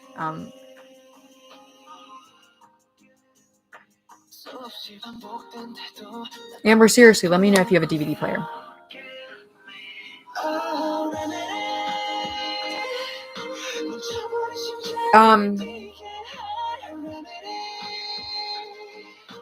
Yeah, I've been listening to some different self-help stuff, Carl Jung stuff, a Carl Jung psychologist that I met with and did some weird soul work with that actually was like just, I don't even know how to put into words how much that, and that was back in April when I met with her, and how that set things further into motion where, and I heard this in a podcast, not related exactly to what I'm going through here, but it was that the ladder only exists because we allow it to. The ladder's not real. We're only on it and trying to climb it because we agree to let it exist. And when I realized that ladder is invisible, and I have a lot of dreams. Are you guys dreamers? Trivia love is, oh, Tay. Sorry. Love Tay, but we're going to put on some trivia love.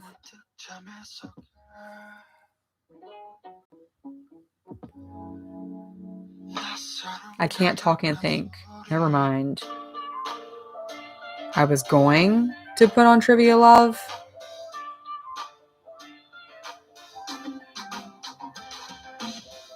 And then we're going to drive ourselves crazy thinking about this one. Jamais Vu, that song, I can tell you the lines from it that just, that day that I laid on that couch, that song kept playing and hitting me in all the right places. What was I talking about? I know something about the ladder only existing because we allow it to, but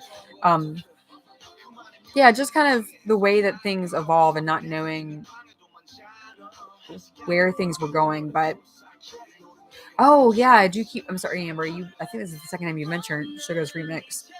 I definitely need to play that. I was gonna ask if that'll get the video taken down, but it shouldn't because we did reactions to it, right?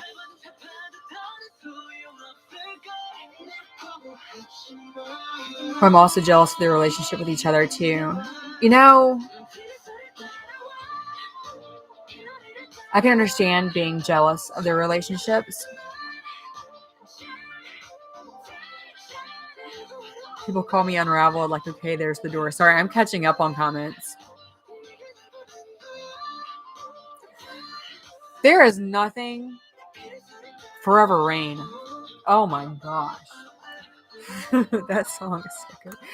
There's nothing quite like having somebody you love multiple times send a text message about you, a really bad text message about you to you that they meant to send to somebody else, and then be like, oops, like immediately text back and go, oops, that was supposed to go to so and so. And I just don't reply because what is there to say? And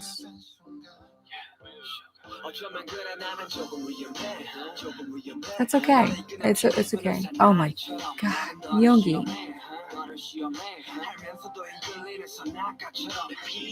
Hobie, their voices. One of the cringiest videos I've done so far is my reaction to Permission to Dance, the R&B remix, because their voices. Okay, Everything Goes for me is the mono song, the RM song that I will say. I mean,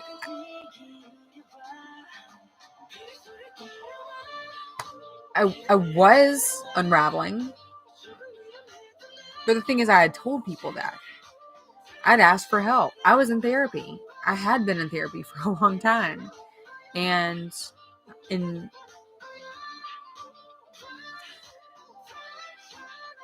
but again, it's just kind of a mismatch of frequency. No one's trying to be.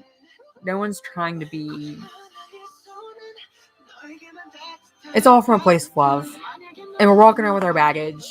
Um, when I was in LA, baggage of mine hit me in my face and splattered onto the two people I was with. And I didn't mean for it to. I really didn't think that was going to happen. And I didn't even at the time know where it came from. I could not figure out really what it would. We had a technology issue, and I suddenly felt like it was completely my fault. I felt like I was to be hated for it and loathed. I was a bad person. I had let down my friend, and it was a horrible feeling, and I did not handle it great. It was not a finer or prettier moment. And I did what was the right thing for me at the time, but it was not the right thing for my friendship. And since then, I really had to spend some time with myself and spend some time figuring out where that reaction really came from, and realized it was other family members' voices who, again, did not mean harm. Their own baggage perhaps was splattered onto me, but I had really internalized some other people's issues. And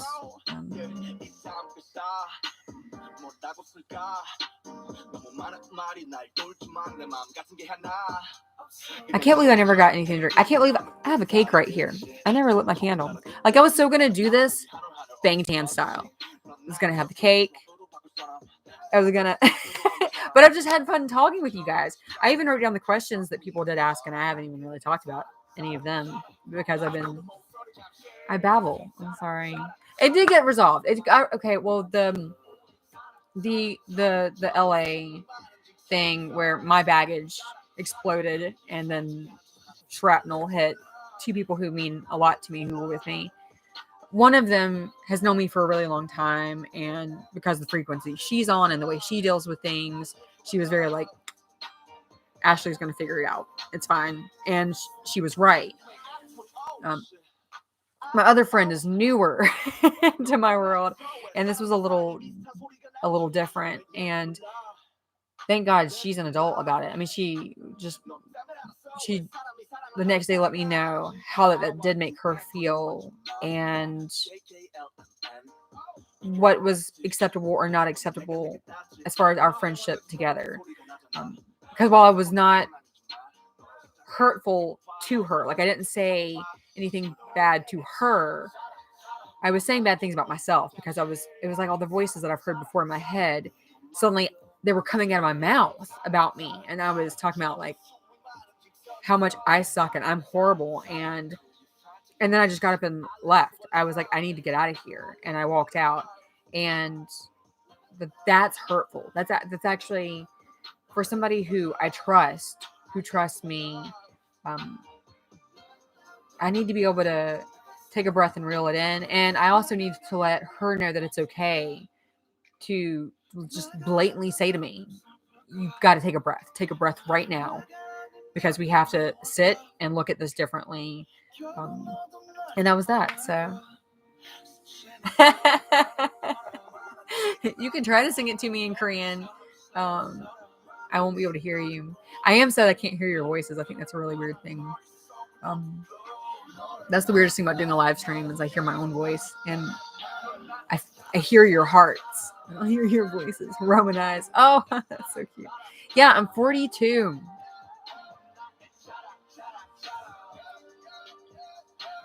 Love the song so much. All the trivia songs speak to me. Trying to figure out what song to do next.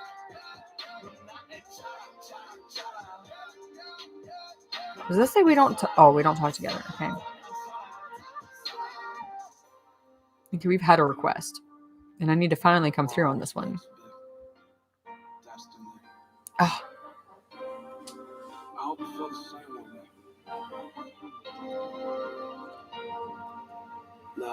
Love him. Yeah. Yes, it is my birthday. And thank you, Carla. Sometimes the one who hurts us the most is ourselves. Hi, Epiphany. Yeah. So, Jen. I know. I think about Jen. I think about Jen every day and him looking in the mirror and saying nice things to himself and to himself. And I've actually done that some this year, and it's been huge. Huge. Lori, let me put that next in line. Done. Lyndon, hi. Hey. I just woke up. Happy New Year and happy birthday from South Africa. Lyndon, I did not know where you were from, and I've been wondering that. And you may have told me before, and I'm sorry because my mind can get a little... I've been starting to take notes so that I can retain better. I do well with what I write down. And thank you, Minnie Money. Yes, Lyndon, you have left. So you just woke up, so you've missed me babbling for almost 2 hours now. Oh my God. Without having done a cake or anything. But yeah, I honest to God, if you've left comments on YouTube and I haven't replied, it's because your comment hit me in a way that made me almost start crying right then. And that's when I become intimidated and felt unworthy. The whole feeling of like, I'm not worthy of love. I have to earn it. And I haven't done anything to earn your love. So I need to step back until I can figure out how to earn it. Like that's kind of the constant hamster wheel that I live on. And I know this international group of Nunas, I could have never dreamt of Must Do Birthday V Lifestyle.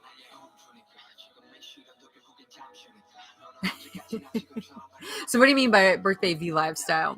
I'm curious, because that was definitely my inspiration for this. Also, I mean, part of my inspiration for this was because months ago I said I wish I could celebrate the guys' birthdays with you, and somebody said you should just do a live stream, and I was like, oh, and then I was like, I wish I could celebrate my birthday with my new friends. And I was like, oh my God, a live stream. Why this? You don't need to earn love. We all deserve to be loved. And I'm starting to figure that out now. Thank you, Lyndon. I hope I'm saying your name correctly. If I'm not, Romanize the heck out of it. So, so that I know how to say, because I hate saying people's names wrong. I don't want to be that person. Which is why it kills me, because I still can't say Jungkook right. I butcher his name all the time, and it makes me... Oh... Jen's was so funny.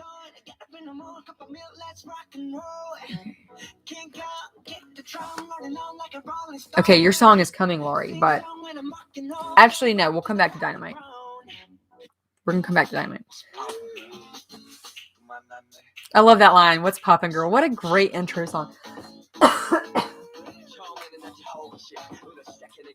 All right.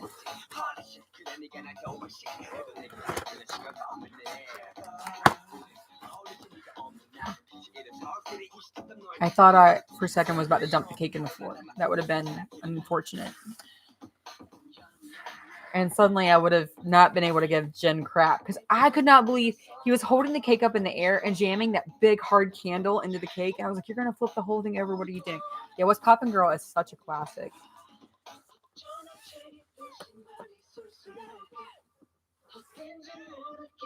Do I have a way to cut this thing?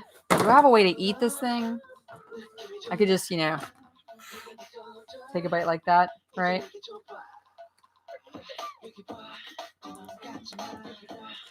Can I get this off?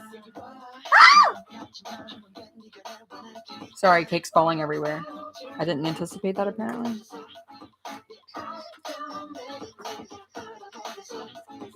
I hope I'm not keeping my husband and everybody up. So my house is set up in a really weird way where there is no way to... There's nowhere to go. There's no quiet place. There's no place of your own. Everything is set up like a loft. And it's not a small house. It is just built supremely weird. Where even downstairs, like that whole thing upstairs is just living room. And then a hallway that carries all the sound. In theory, my toddler's right above me can't hear me, but that's a theory. I don't actually swear to it. I wish you could be here and eat cake with me too. Towering Inferno 2020. Have you seen that candle before? The Jen candle? Because that sucker was all over the internet 6 months or a year ago. Don't fall over. Don't fall over. My area is not organized. Oh, I didn't put my necklace back on. I'm sorry. My thoughts are all over the place. I have entire cake shavings everywhere. This was hilarious, by the way. So the cake actually came with Cheer Up 2022 sign. Like all the cakes there had signs on them that said Cheer Up 2022. I was like, was 2021 that bad? Because I am literally finishing the year with a sense of togetherness, connectedness, and joy that I haven't felt in years. And it's because of Bangtan and because of you guys. It's because of Army. It's because doors have opened to myself. I asked earlier and then I got sidetracked. I'm sure we're all shocked here. Look, I had myself dumb hats and everything and said, this cake comes with matches in the handle of the serving thing. That's kind of amazing.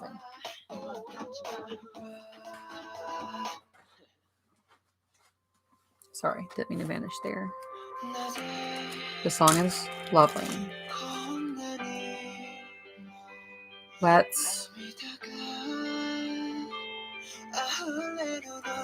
We do need some cheering up time to time. He said on Instagram he feels the most like himself and happy at the end of 2021, beginning of 2022. That's how I feel right now. That's it. I've never felt more like myself until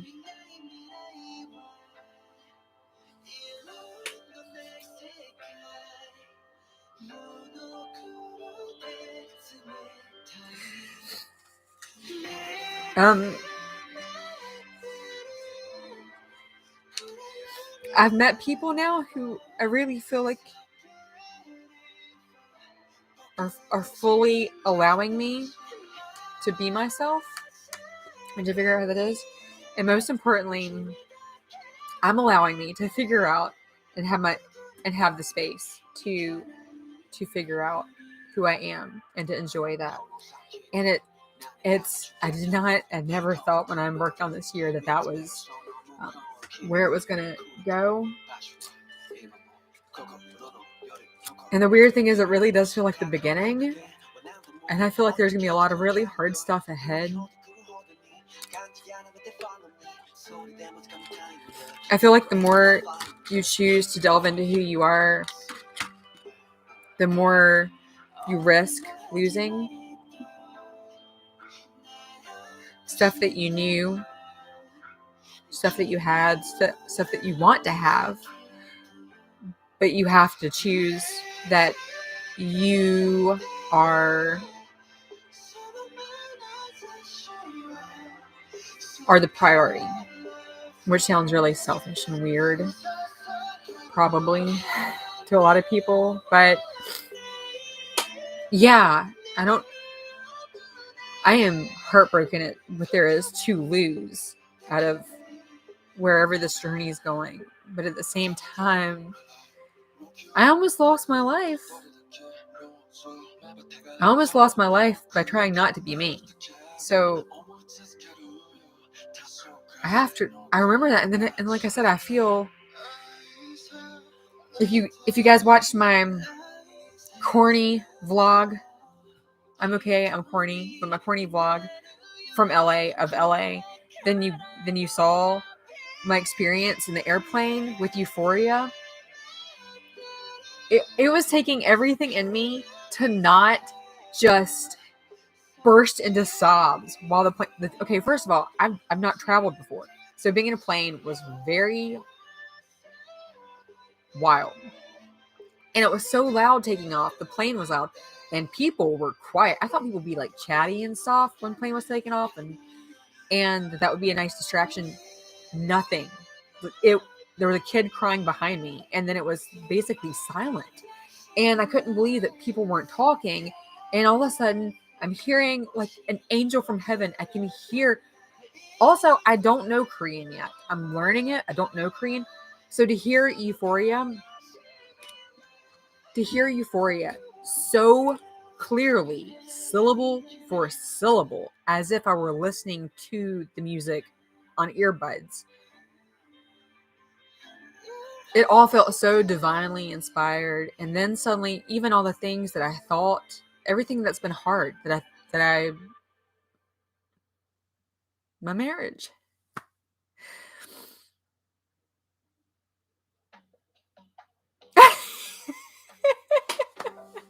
Sorry, someone just sent.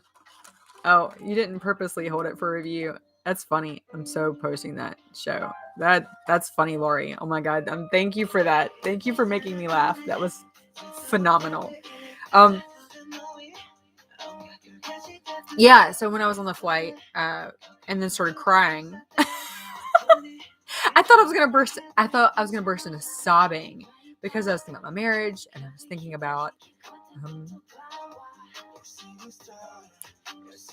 that I was on my way to go see BTS and to meet a new dear friend who I've made this year, who we've been sharing our hearts with each other too, and that I've reconnected with my sister and had these huge, profound, soulful talks about walking through the gardens of our souls.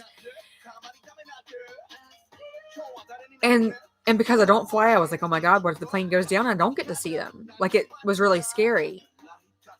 And then all of a sudden I was like, I don't even care if the plane goes down right now. I'm so happy. And it was so mind-blowing to feel that level of so I thought it was going to just burst into just like manic sobbing, and I had to reel it in. I mean, I was like holding my breath and my stomach muscles were shaking so that I wouldn't actually just, because I couldn't imagine bursting into that kind of tears while the plane is still reaching altitude and everyone's being super silent. But it was super, super emotional in all the best ways. And it made me happy for everything that I've had, even if I lose quite a bit of it. I want to eat with chopsticks. I thought it'd be cheesy if I did. I know, right? Airplane. You can't make this up. BTS, they find you. They find you and they give you what you need. My dear friend, I need to have like a nickname for her because she wants to say covert. Oh yes, beautiful painting. Oh my gosh. Yeah, happy crying is the best. It is so cathartic. It is so cathartic.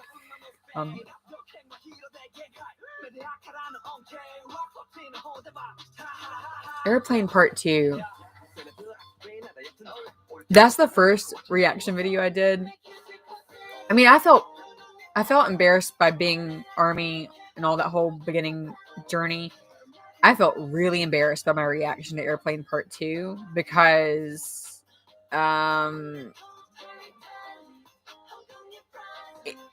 it made my heart race and it gave me butterflies that I had experienced before, but didn't anticipate I would be experiencing with a camera turned at me. And then I was like, do I even post this? Because this is, and is this super disrespectful to the fact that I'm married? And questions that I've had to ask myself over and over again as the years gone on. You know, do I post this or not? Turns out I have posted every single thing I've recorded, for better or worse. This is the only non-BTS song I have on this list. Do you guys listen to other K-pop groups at all? I like Tomorrow by Together because BTS references them, and I think that's super sweet. And they seem like good kids. Not to sound patronizing about age, but Home. I was gonna play Home a little bit ago. Black Swan. It's when I saw Black Swan, and then when I later found Blood, Sweat, and Tears, I was like, I'm marrying BTS and I'm marrying myself. So I did see the performance for Home. That is one of the few performances I've seen. And I've not heard of The Rose. Yeah, my sister sent me the link to Home. And it's such a great performance. It should be a music video. Guys, I feel terrible that I've kept you so much longer than I thought. I'm glad you're here. I mean, if you do disappear, like I said, I understand. This is the craziest. I feel like Jen with his like crazy candle, like, whoa. This came with my cake. I went to the Korean grocery store and I got a cream cake, and it comes with the server, and you can access the matches, and it comes with 2 in case one messes up. What do I scratch it on them?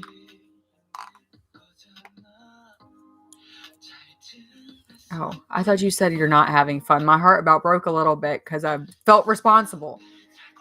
Your not was for not needing to apologize. I love you guys. Thank you.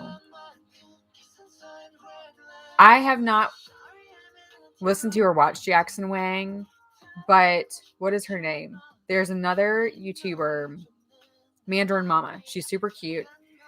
She's a Jackson Wang fan, I believe. I know she had a reaction to something he came out with in 2021, and she thought it was super sexy.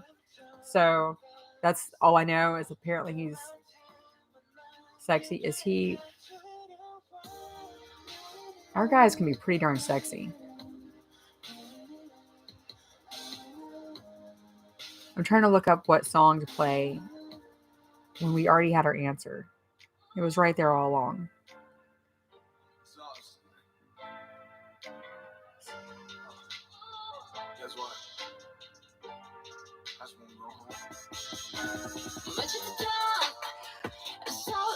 I'm going to watch that video with Taji.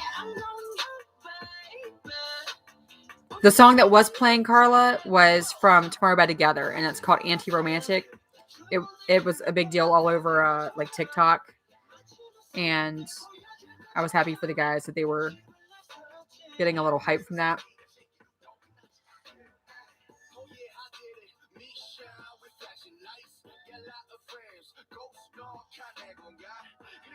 Yeah. This seems like a good song for caking too, if I can figure out how to Okay. Should I play the happy birthday song? Is that weird? Enjoy BTS more. Is it possible? Can I handle enjoying BTS more? See, that's what happens.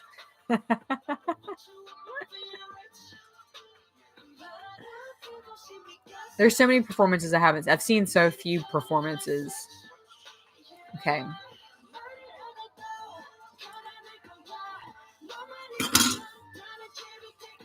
Y'all chat amongst yourselves for less than 1 minute. We're gonna let home play. I'm gonna go get my chopsticks since somebody suggested. Oh, lights is allowed. Lights did not give me a copyright strike. I have had a couple videos I had to fight to publish. Lights was not one of them. They actually let me, I think. I mean, that doesn't mean they'll allow me to this time, but sorry. Okay.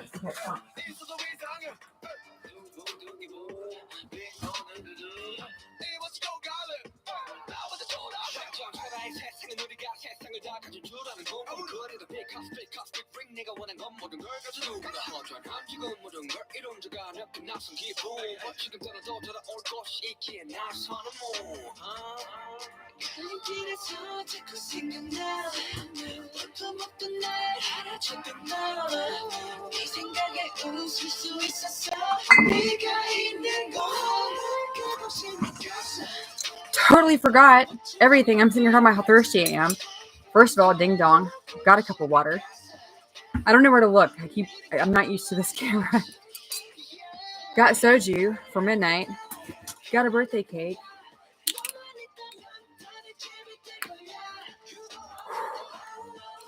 Tracy, you always send good links. I've still been slow to watch. There's a BTS singing happy birthday to Army. Is this a YouTube video? Yes, probably.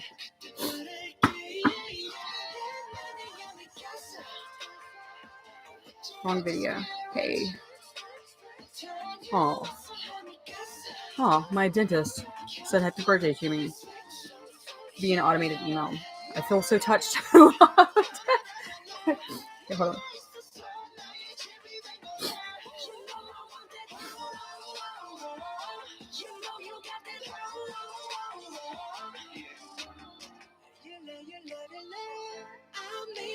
Wait, what?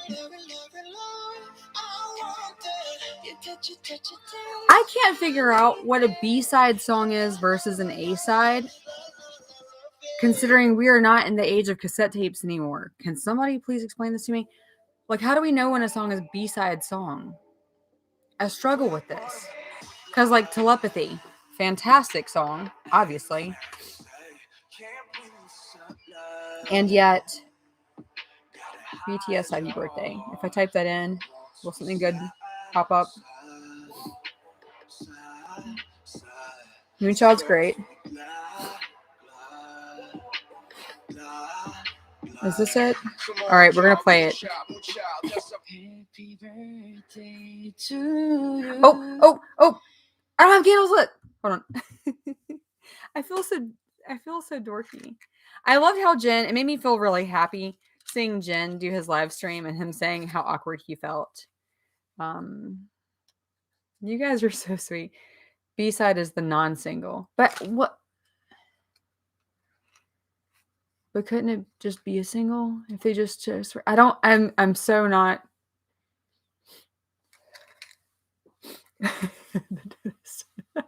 Celebrate all the moments you can. My sister and I have been talking about that. In fact, my dear friend who needs a nickname, she and I have been talking about that as well more and more. Because there's no reason not to. Like, every single moment we can grab, everything we can celebrate. When I was growing up, Cosby Show was a really big deal. We had no idea what was to come 20 years later, but that's a whole other issue. When we were watching the Cosby Show, one of the things that made the Cosbys the Huxtables, so lovely was that they celebrated everything and they went all out celebrating. They created family songs and family dances for the grandparents' anniversary. Like, they did things to mark a moment. And I think people often feel like they grow out of that, or that we're supposed to grow out of that. And I think that's just, the curmudgeonly part of us, because we get bummed They don't have filler songs.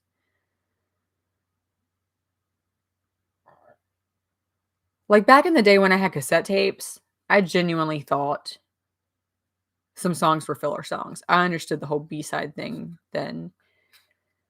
BTS is a whole other beast. Everything about them is different. All right. What's going on here? My nose is so runny all of a sudden. What? I'm sorry that I keep wiping my nose. Good news is you can't get sick, and I'm not sick either. I just naturally have sinus problems. Hence being sick through all of LA. Sorry, these candles are not lighting as like swiftly as I thought they should. And I'm gonna burn my fingers like Jungkook. Okay. Oh, I feel so weird. All right, let's do this. Happy birthday, Oh, dear Ami. God, that voice.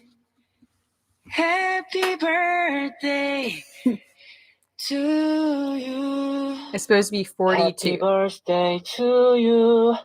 Happy birthday to you. Happy birthday, This is dear cute. Ami. Happy birthday to you. Happy birthday to you. Happy birthday to you. Happy birthday, dear Ami. I just pulled a Happy Namjoon. birthday to you. 당신은 사랑받기 위해 태어난 I laughed 사람. and blew out too. 당신의 삶 속에서 그 사랑받고 있지요. 당신은 사랑받기 위해 태어난 사람. 당신의 삶 속에서 그 사랑받고 있지요. 당신은 사랑받기 위해 태어난 사람. God, Jay. 당신의 삶 속에서 그 사랑받고 있지요. 아미는 사랑받기 위해 태어난 사람. God, that's so 아미의 beautiful. 삶 속에서 그 사랑받고 있지요. 이슬비가 내리는 오늘은 사랑하는 아미의 생일날. 온종일 난 아미를 생각하면서 무엇을 할까 고민했죠. 난 가까운 책방에 들러서 예쁜 시집에 내 맘 담았죠. 그 다음엔 근처 Seriously, go 꽃집으로 JK. 가서 빨간 장미 한 송이를 샀죠. 내려오는 비를 맞으며 아미에게 가는 길 너무 상쾌.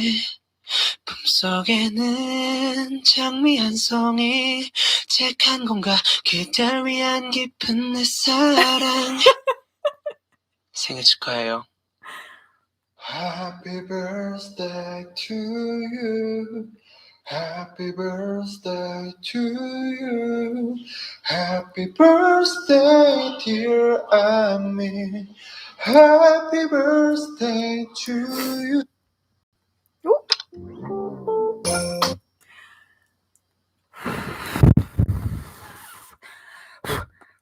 Hey, I blew out 2 early, and then I blew out 2 a second time. So, and I'm blowing chocolate in the floor.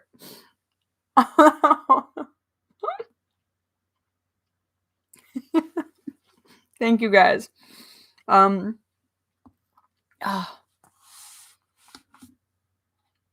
Wow, this has been really cool and incredible. Thank you. The song and video. I saw people saying they really wanted to know what that was. I just typed in BTS Happy Birthday Song, and what came up is called BTS Happy Birthday Greeting Song to ARMY by Bangtan Vids from 3 years ago. And I will put the link once this stream ends and it processes. I'll actually add the link also so that if you're interested in it. I made a good wish, and I believe it'll happen because I believe it'll happen. Yes, and Namjoon just doesn't know his own. He doesn't know his own strength, power. I'm convinced that he's powerful is like how to describe him. He's so gentle and yet so powerful. I, I was talking with my friend who went with me, who I went with to the show today, and I was saying I felt really bad because my words don't do justice. My words don't trying to describe what the guys are like in person. It's what we already know that they're like, but you feel it much more ethereally, viscerally, physically somehow, somatically. You actually can feel it more just being in their actual presence. It's you were born to be loved. Yeah. I love the guys and how they always say encouraging things like that. Okay, so here's the trick where they always like stick a whole piece in their mouth, and I can't. How do they do that? They do it with ramen. They do it with their cake. They like and stick everything in. I can't do that.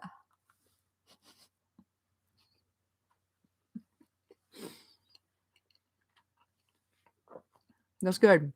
I got peach cake. Peach cream cake is what I went for today. My melted heart here. I took to LA with me because if my flight hadn't been canceled, I would have been in LA for lunch that first day, and I was going to go straight to the beach, eat food at the beach, watch the sunset the first day, and that was my Army anniversary, the day I landed in LA, and I was going to try to do a live stream then with that candle. My flight got canceled, and it turned out I ended up like having to rush as fast as I could just to meet with Anissa late. So describe what? What would you like for me to describe, Carla, or are you talking to somebody else? Because that's fine too. Oh, described. I see how I describe the guys. Thank you. Somebody asked, was it you, Maria? Somebody asked, I wrote down what people asked me. Amber, you asked, most memorable SoFi performances? For me, hands down, everybody's talking about Black Swan, and it was breathtaking. Like, there is zero doubt about that. And there is a bunch of video online to support that.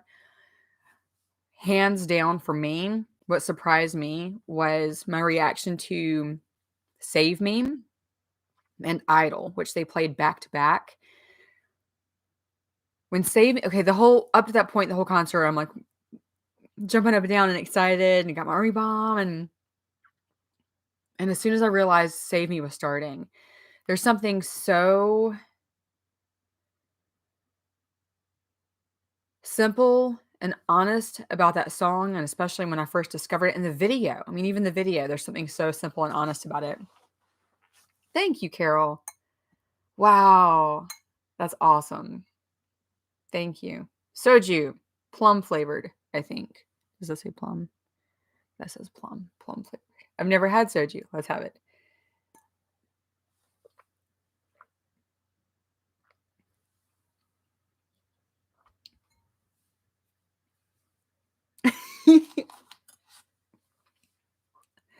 I'll have a piece of cake here. Oh yeah, we put some salt on. Okay. I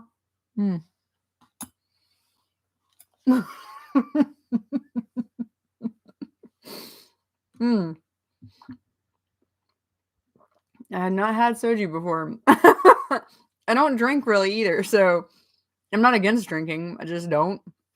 It doesn't make me feel good. I thought that would be different. Bulletproof the Eternal. That's what I'm looking for. Why can't I find it? Can anybody help me? Can somebody help me find this song? Is it one of those songs that like... Oh, it's We Are Bulletproof the Eternal, isn't it? Do you ever do that? You can't figure out the name of a song because you can't quite remember what it was actually called?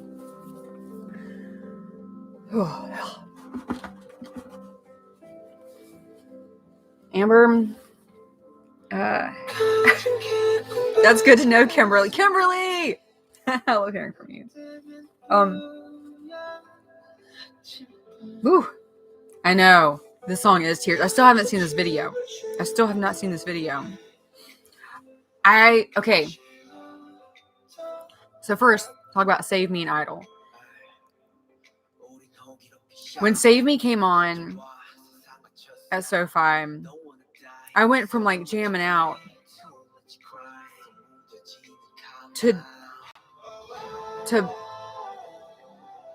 just existence. I pulled my army bomb into my chest and like held it. Like if I could have pressed it into my heart, I would have.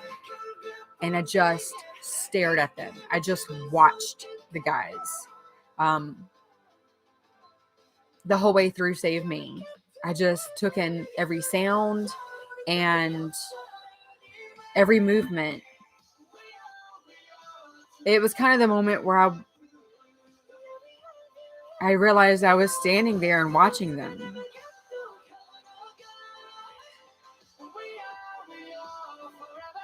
And I just wanted to breathe and take that in.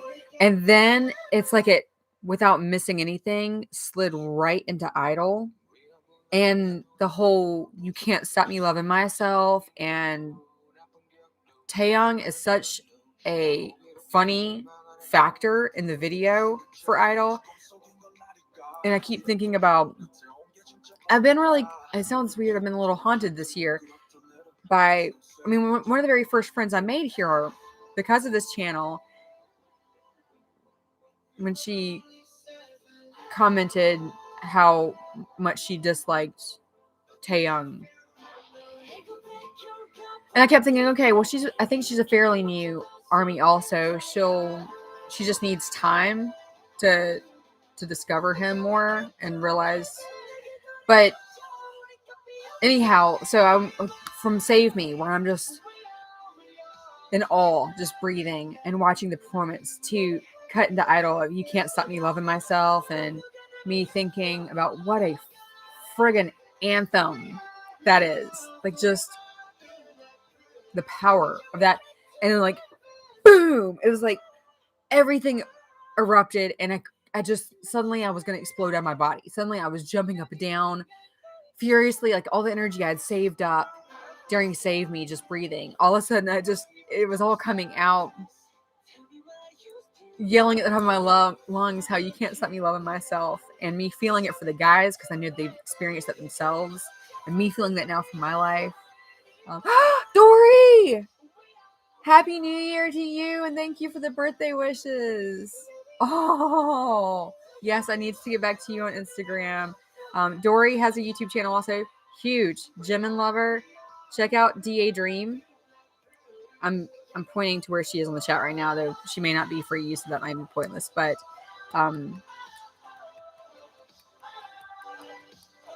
yeah. Do you have the link for what? Somewhere I will find it. I'm sorry, I was talking about the Army edited music video. Yeah, so part of our reason I've been holding off seeing We Are Bulletproof the Eternal is because I haven't watched every single video yet that led up to it, and I know that it's a compilation of their videos and their journey. So I have wanted to. Oh no, God, tell me why you're still walking. The song is so powerful alone, and I've heard that the video is also, and I have not seen it. God, how appropriate. The concert was so amazing in that, just like when I was talking about being in the airplane and all of a sudden Airplane Part 2 comes on. Can't make this stuff up. That's how it was for us at the concert. There were 3 of us there. And granted, the concert was not arranged around us. But so On was their intro song. And then they stopped and they talked. And I took video of that, of them talking. And then it cut into DNA, which is one of the women who was with me. That's her song. That's her entry point. So that was really exciting. I instantly was so excited for her that was an entry into the concert. And then shortly was a Home and Airplane Part 2 got played back to back. No, it was Airplane Part 2 and Bape Say got played back to back.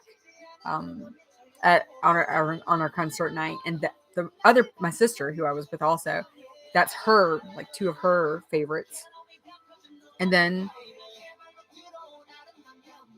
for me there was the whole Save Me and Idol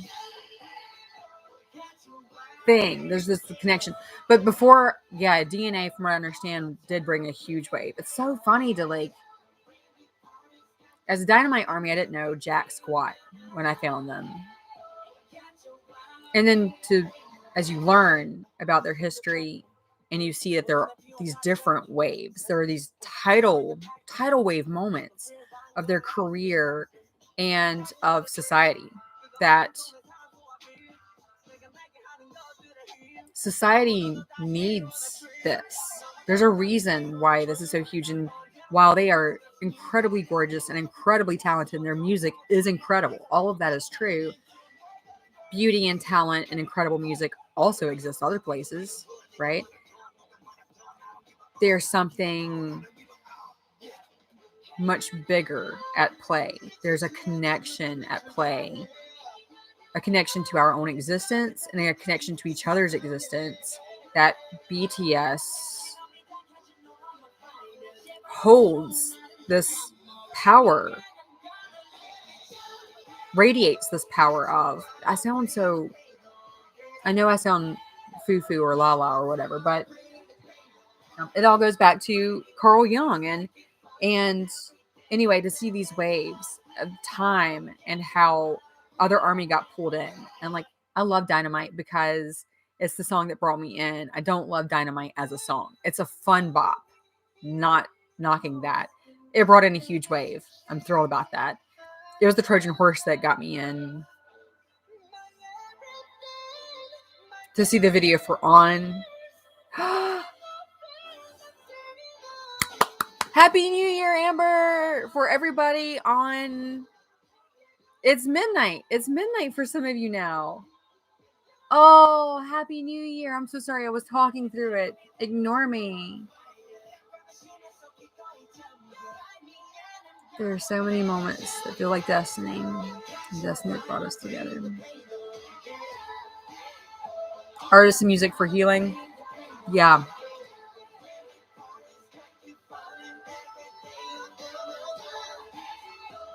Tracy, I cannot.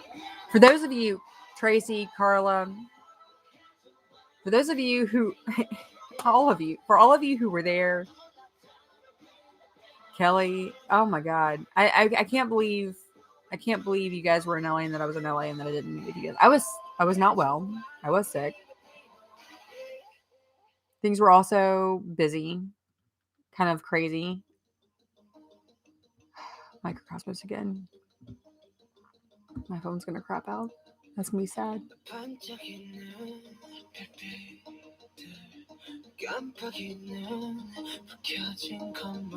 you know what song? You know what? There's a song I love, and I'm afraid to play it because actually I'm afraid it'll make the entire live stream get taken down later.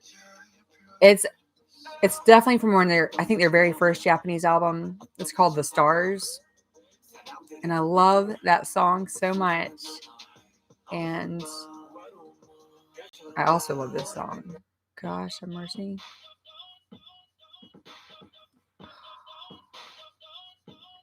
Yeah, it would have been really cool to meet. Here's the thing. It was crazy and it was busy. I feel better just hearing. Amber, I hope your year is good.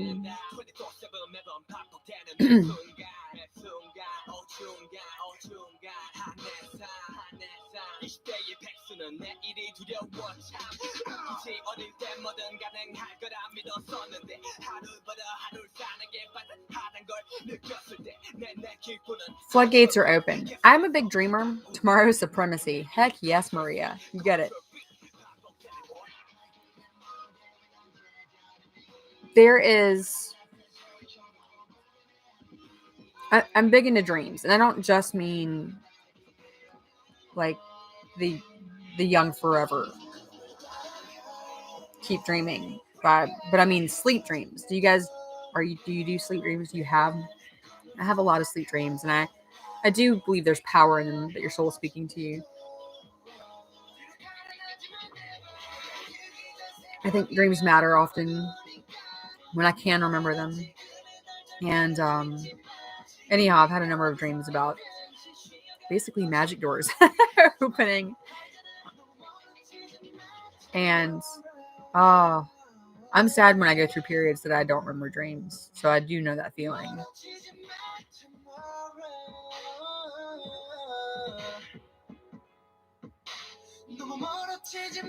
I've always had really, really vivid dreams. And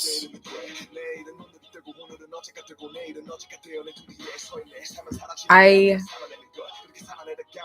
knew leading up to the reason LA was really scary for me for a lot of reasons. And it's not just because I haven't really been in an airplane. It's not because, am I going to be safe alone? I wasn't worried about any of that. Tucker, Teresa, hey, welcome. Happy New Year.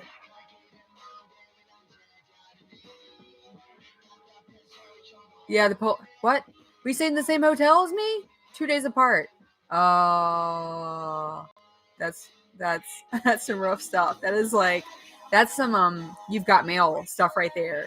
Crossing paths, like just out of sync.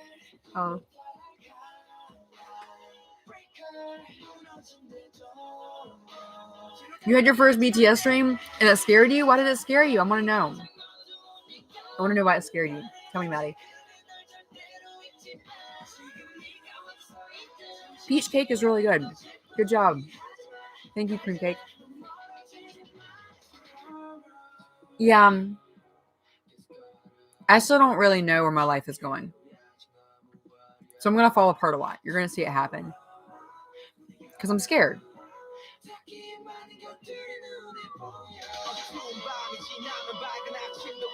But through meditation, through therapy, through everything that's been building up, through prayer and processing things, and through dreams that I've been having, it felt like LA is the point of no return. The cake is really good, Amber. I don't know if I have a favorite flavor of cake. Probably vanilla, though like a good chocolate is always a winner. Favorite dessert, creme brulee. I'm a custard kind of girl. Baklava. Almond croissants. But I felt like before I went to LA, because of the dreams that I've been having, the meditations that I've been going through, and the general forget y'all attitude that I had picked up through the year as I fell deeper and deeper in love with Bangtan and fell in love with myself. Like that was the thing, is I married myself. I was marrying myself with this ring. And I didn't ask anybody to go. I didn't. I've never made decisions like that.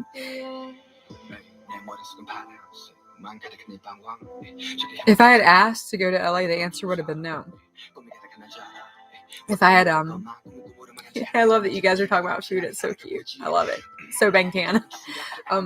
If I had asked about going to LA, the answer would have been no.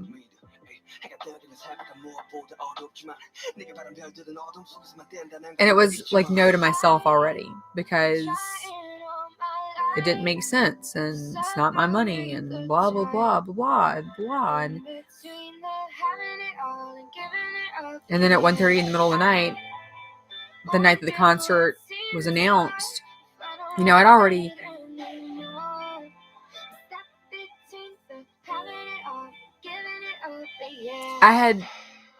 The concert was announced, and immediately I was like, oh my God, that'd have been great if I could have gone. I'm really sad that I won't get to. And then almost like testing the situation, I mentioned that to several people, like, oh, it's so sad I can't go. They were like, yeah.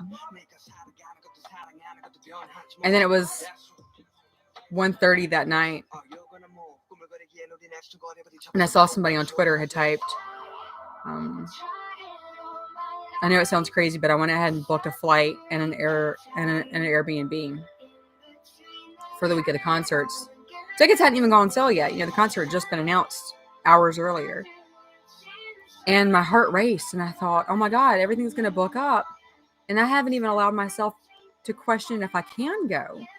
And I couldn't believe that at the age of 42, I felt like I couldn't, not only did I feel like the answer was no, I felt like I didn't even have permission to ask if I could go.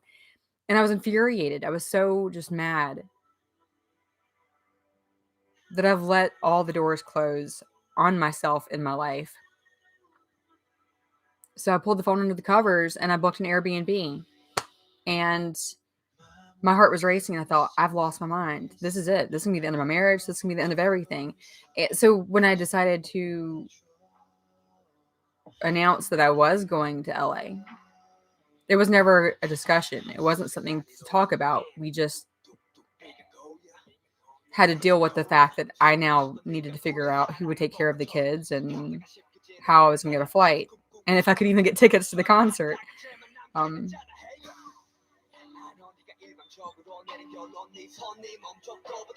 then suddenly LA was really scary to me because I knew, oh, good night, Carol. Thank you. I'm sorry that I kept you for 3 hours. Thank you, Carol. Happy New Year, and I'll talk to you soon. Thank you. Yeah,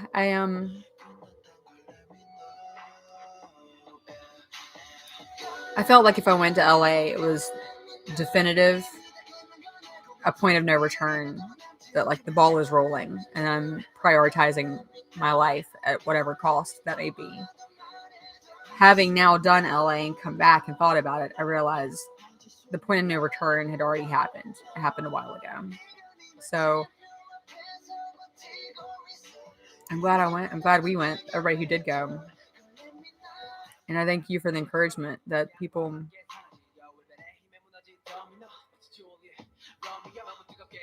Thank you to all of you. Carol, God bless you. Happy New Year to all of you, sincerely.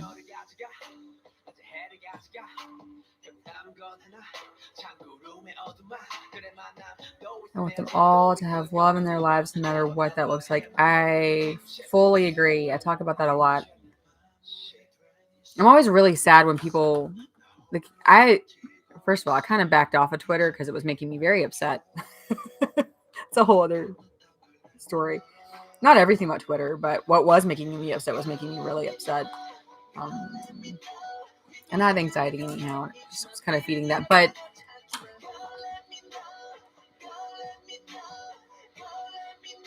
occasionally I see people say they don't want the guys to have love because that'll be the end of music. I'm like, how selfish and sad is that? I didn't ask for either of the concerts I've been to. I just said this is happening. I feel that. And thank you, Maria. I felt like you guys were happy for me, and that's they do deserve love. We all deserve, right? Because we exist. We don't have to earn these things.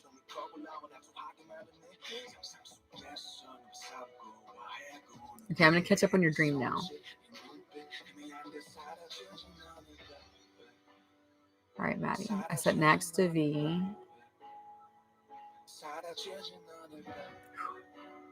Why is V often? I feel like V is often the one who is coming to us in our dreams. I'm not kidding. I think he has a very magical healing power. They all do. But he shows up in dreams. It seems like for a lot of people. I had a dream. I worked at a hotel. JK ordered a glass of milk. How appropriate. You know, we're sitting in a classroom elbow to elbow, sharing the same desk and writing notes to each other. See, this is how Tay operates in dreams. There's something about his soul. Communicating with people in overtime like this. In my second dream, my biased Jimin kissed me twice on the lips. I love their friendship too. V-men have a very special, well, they all have special friendships, right? Because they all have such different dynamics and it's precious and special. But the whole Maknae line has such a playful love about their friendship. All these songs are hitting me right now. What's happening in my brain? Well, Taeyong is not my bias. Though there are definitely times where I'm like, is he though? Is he really not? Because it doesn't seem possible that he's not. I had a dream that Tay kissed me. I think I talked about that in a dream before. He was eating cherries and he kissed me. We couldn't talk the same language, but when he kissed me, cherry juice spilled on my white shirt, and we were on a college campus school. I haven't been in school in 25 years, and that is the superpower. And I felt embarrassed because I was on a college campus, and all I could think is how people are looking at him and me and wondering why he's kissing this old lady on campus. Like, that's how I felt in my dream. I'm really self-conscious about me being too old to like them or whatever. And he, without words, was able to communicate with me that don't worry about them. They don't matter. Alien language. Tay language. I love him. He did say one time that he would visit us in our dreams. So power is confirmed. It's true. And it's not just this conversation. When I talk to other army, Jimin and Tay tend to frequently be the messengers that come to us in dreams. And I'm sure the other ones do too, but they have a certain superpower. I will too. Amber, the day they announce that they're in a relationship and happy, I will say prayers that their love with whoever their spouse is so pure and so joyful and so forever as Bangtan.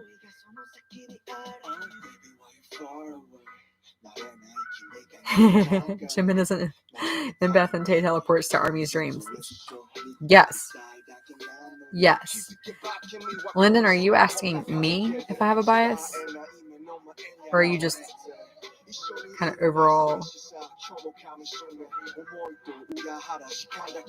seesaw? Sorry, I'm catching up on your comments, and my only BTS dream was about Tay too. I mean, Laurie, was yours good? Was he able to communicate with you despite language barriers in your dream? Or I can't imagine somebody having a bad dream about with Bangtan involved, but I suppose it's possible. I mean, I wish I had gone. And he said you would go all the way to California for a concert. And I said, hell, I would go to Korea. I just got my passport, or I just applied for my passport. I was not going to finish 2021 without getting a passport. I don't have one. I will. I'm going to Korea. I'm not asking permission. I don't know when, thanks to this annoying thing happening out in the world that's preventing tours and travel, but mine is OT7, but I lean toward Suga and Shin. Yes, I was asking you. I once dreamt that I was able to enjoy dinner with the group at my house. And I was so sad when I woke up and realized it wasn't true. No, I know that feeling. Okay, so I did have one dream about Bangtan that wasn't completely happy. Yes, Tracy, I'm sorry. Oh, can I go? Got a lot of money. Yeah, I mean, my dream when I came up with the whole Bangtan, when I came up with my trip to Korea idea, it was when I first started actually hearing from Nunas and people on my channel. I thought, oh my god, we need to have a group. Like, we need to make a tour. Like, we don't need to hire a tour. We can plan the tour. We can be the tour. We can be the crown, see the crown. Let's go to Korea. Let's visit each of the guys' homes. Their home, not their actual homes. We're not going to be Sasaengs, but we can visit their hometowns. We can discover the land that inspired them, that birthed them, that loves them, that they love. And yes, Tay and I had a heart-to-heart, not sure how. Oh. That means something. That you woke before he answered. I don't know what that means. I'm not that smart. And since it's your soul speaking to you, I still wouldn't know, even if I were that smart. Not that smart.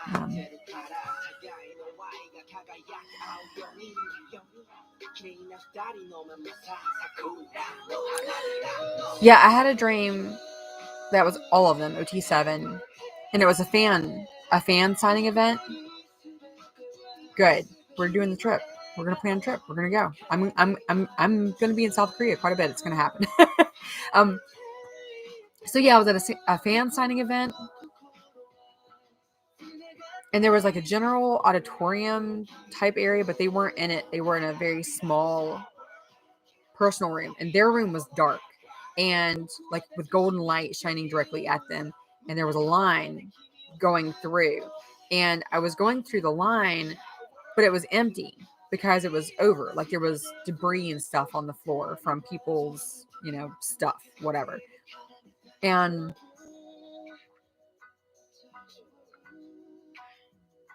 I remember a couple of the guys were heckling each other, like Suga and Jin were standing and heckling each other, and like Namjoon and Jungkook were helping clean up, and Jimin was standing there taking tickets. And when I got to him, I didn't have tickets, and he was smiling at me in the most Jimin way possible, but saying to me, like, communicating with me in a different language, like, you have to have the golden tickets. And I felt so sad and scared, and I left. I in my dream, I left and went out to the auditorium area where there was like bright, stark lights and lots of people moving around, and no one gave a crap about anything. And I was like, do I go buy tickets? How do I get the tickets? I don't understand how I get the tickets. And I reached in my pocket and pulled out, and I already had 50 golden tickets, like exactly 50. And I woke up then. So I woke up sad because I didn't actually get to be there with them. So yeah, that feeling of waking up and realizing that they weren't really there with you, London, is I know that feeling. Yeah, 50 tickets. I actually bought gold paper, which is right over there in that stack of art supplies. I bought gold paper because I was like, I need to cut out and make tickets and figure out what the 50 tickets are. I'm glad I didn't do it then, because when I had the dream, I think I still felt like I had to earn the right to love them, to see them, to be near them. And my tickets would have been me earning it. I know Jimin is the ticket taker. It is kind of funny, honestly. Like, it's a little hilarious. It really is, right? Like, there's something about it that is very cute and very funny. And it also seemed very not like him. Like, would he be able to turn somebody away and be like, no, you don't have the tickets, honey. You've got to get the tickets. But in the end, like, the tickets are, I guess, me realizing my own worth. I don't know. Right. It's interesting that I thought I didn't have it all, what I already had so much of. Dang. I don't know why that is just like washing over me and through me right now. Thank you for that, Maria. Wow. Wowzer. Lennon, I purposely avoided your question about having a bias. I'm not ignoring you, but I am ignoring you. No, I have a bias. I have two. I don't mention them much.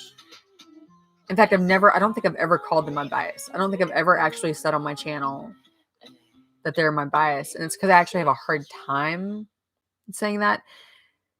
Because I frequently, when I'm watching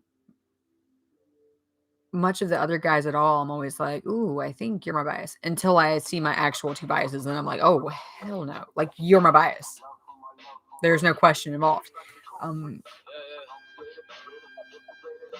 then I feel like weird guilt that like, oh, but the other 5 should be my biases too. And I am so OT7. I love all of them so much. And I think that that's obvious. I actually asked a couple months ago on a video, I asked, do any of you think you know who my bias is? And in the comments, people left different answers and largely had very different answers, which I love because it really does reiterate to me how enamored I am by all of them. I had to take a step back to. I had to. See, now I'm really glad that I didn't create the tickets yet because I didn't have the food for thought yet that I'm having right now. Bias always hits you like a train, and having a bias doesn't mean you love the others any less. That's the thing, right? Me having a bias doesn't mean that I'm knocking any of the other guys. And I still, like, I was actually talking about this with my husband earlier tonight. That he knows. I mean, I don't shut up about them. That my poor husband's life has been wrecked, no pun intended, by 7 men in Korea that he's never seen in person and probably never will. And yet every conversation turns into Fifth Mustard Jimin is the see, I don't know what you're talking about. Fifth Mustard Jimin is the owner of the Magic Shop Ash. So see, I have the Magic Shop DVD and I haven't watched it yet. Because I've been scared to watch performances. I bought the DVDs and I haven't. Yeah, he did. Exactly. Jimin said that it was okay that people were watching it illegally. That like, I love them so much.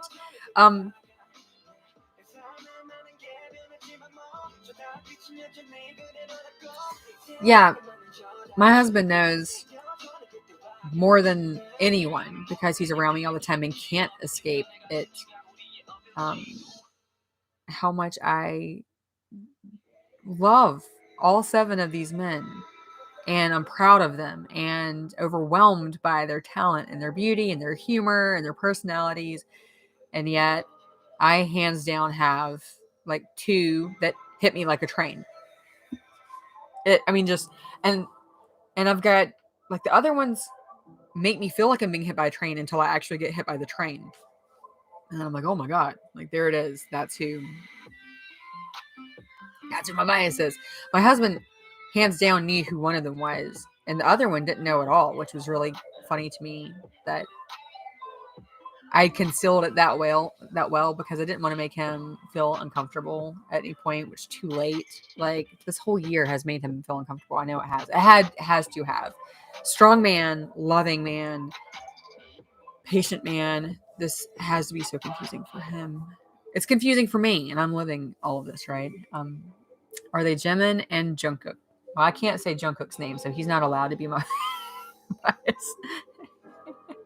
I'm guessing one of them is RM. I love Namjoon so much. Watch it, you'll laugh and cry. Oh my God.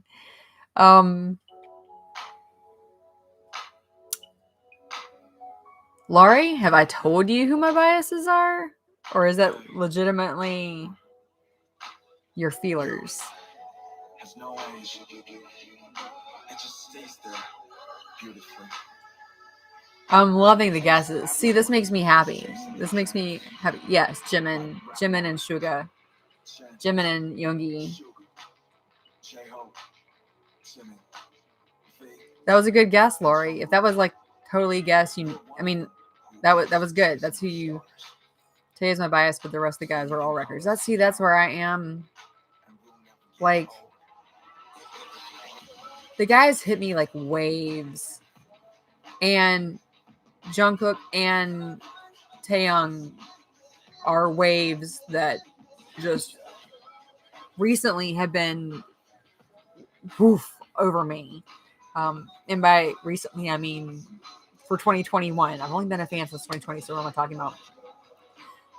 Namjoon is the first one that grabbed me. Like in the very beginning, he pulled me in. Him and Jungkook's hip and thigh thing. What was that? From Dynamite?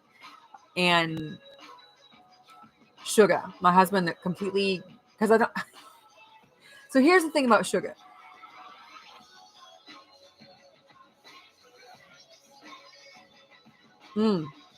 Sorry, your comments are all really fun. It's really fun talking about biases with people because so long as you're not talking to a solo, if you're talking to a solo, it's suddenly not fun at all. But if you're talking to OT7s who still have a bias or two, it's actually a lot of fun.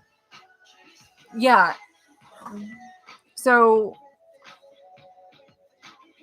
it took me a couple months to realize Jimin was holding me captive in a way that I couldn't figure out exactly compared to the other guys. At this point, I still didn't know their names. I was like figuring it out. Suga was the last person I paid attention to in the whole band.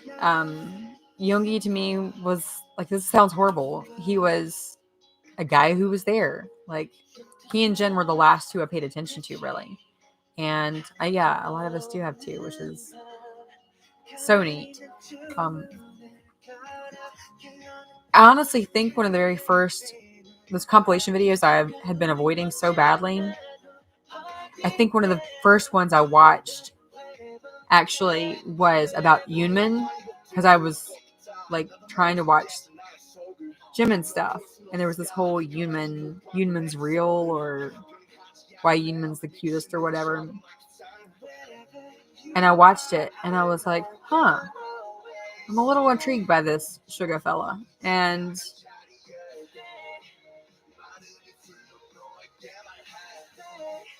then I started discovering Yoongi and his dualities, and then August D, and his talent in the producing, and his like silent. He actually has a lot of the qualities my husband has, like the more quiet and the more serving. I love So I Serve vibe, and a little awkward about sharing the words, the feelings a lot. And he's comfortable being quiet. Yoongi is, and my husband is also. And so as I was discovering who Yoongi was, I was thinking out loud a lot. And like, did you know he blah blah? Did you know blah blah blah? And so like went on for weeks, I guess, because suddenly I was like, I think Yoongi is one of my favorites. And my husband was like, duh, you don't shut up about him. Oh, sorry. So he knew that was coming. That's exactly it with Jimin. Jimin learning to love himself. And all the guys. So badly. But man, like when I saw this picture, it wasn't just that one of the men from BTS treasured me enough to want to take my picture. It was that Mr. Min Yoongi himself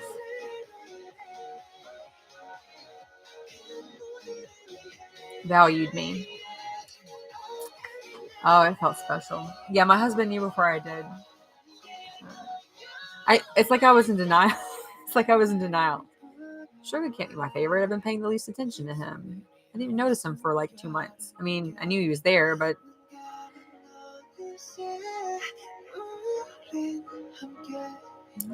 Jimin, so all of them are so special in their souls. Like, they bear their souls for us and for each other. Is that not just the wildest thing? It's so hard to listen to this, to listen to the song Second Grade and think about where all they've gone. They are so unique. They are all primary, which reminds me of Ordinary Dreamers video about, but they're all the primary? Is the world ready for this? And God's like, no, but the world's going to need it. But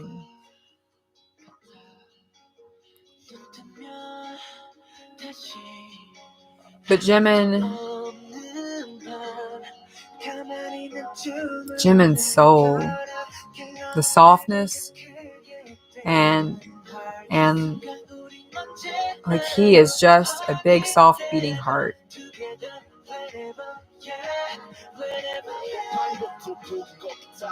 We are not used to men showing their hearts and souls. I think that's why people fall down the shipping train, or one of the reasons people fall into the shipping beliefs and want to believe that, you know, what is it?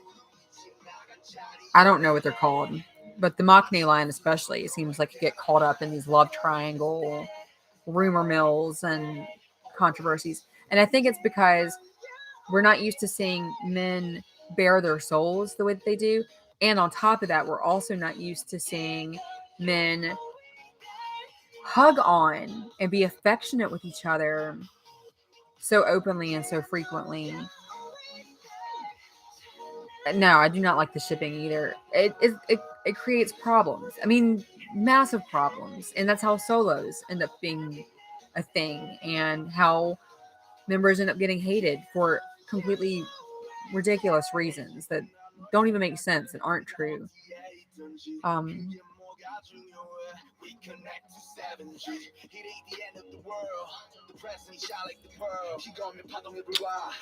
well, we've been going for 3 hours exactly, Laurie. I'm going to wrap it up here in just a minute, anyhow. Thank you. I really expected it to be 1 hour. So I can't believe that this has happened, and thank you. Thank you for being here. My heart is full. I hope yours is too. I love you. Get some sleep. Have a good day tomorrow, and we'll message each other.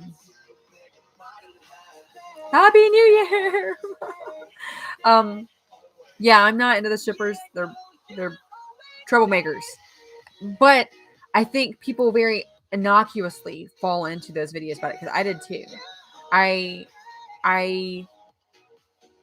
when you're learning about the fandom, all you do is click on one errant video and the algorithm starts flooding you with them.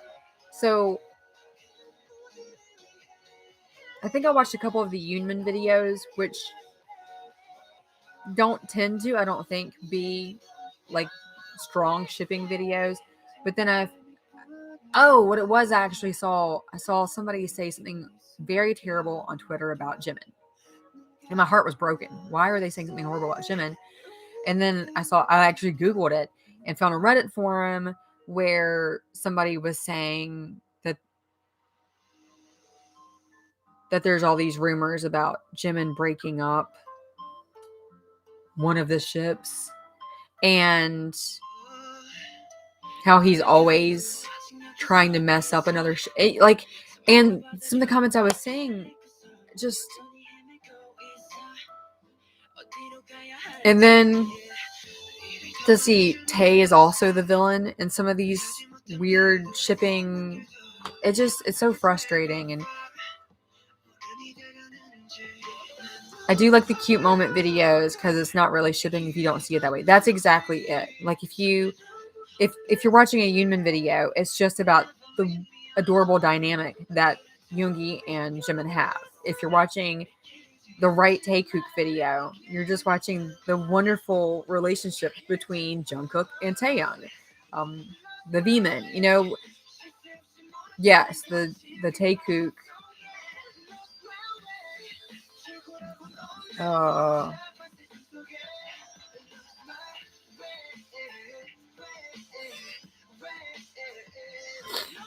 yeah, I don't know if you guys noticed that. I mean, you probably didn't because you have no reason to notice. But there was a point in late summer, I think, where I started, or it might have even been earlier than that, where I started in videos slipping in comments a little here and there about if you're not OT7, get the out. And if you have a problem with one of the guys, you need to evaluate that. And it was sassy of me, but it's because I had been experiencing people and seen stuff through Twitter, but as a new army, you get pulled. Like I said, you click one video that like leads that direction, and then whoosh, like the algorithm will take you on a ride and convince you. Like I actually in the beginning did believe that Jimin and Jungkook were a couple because I actually saw a bunch of videos portraying them as such.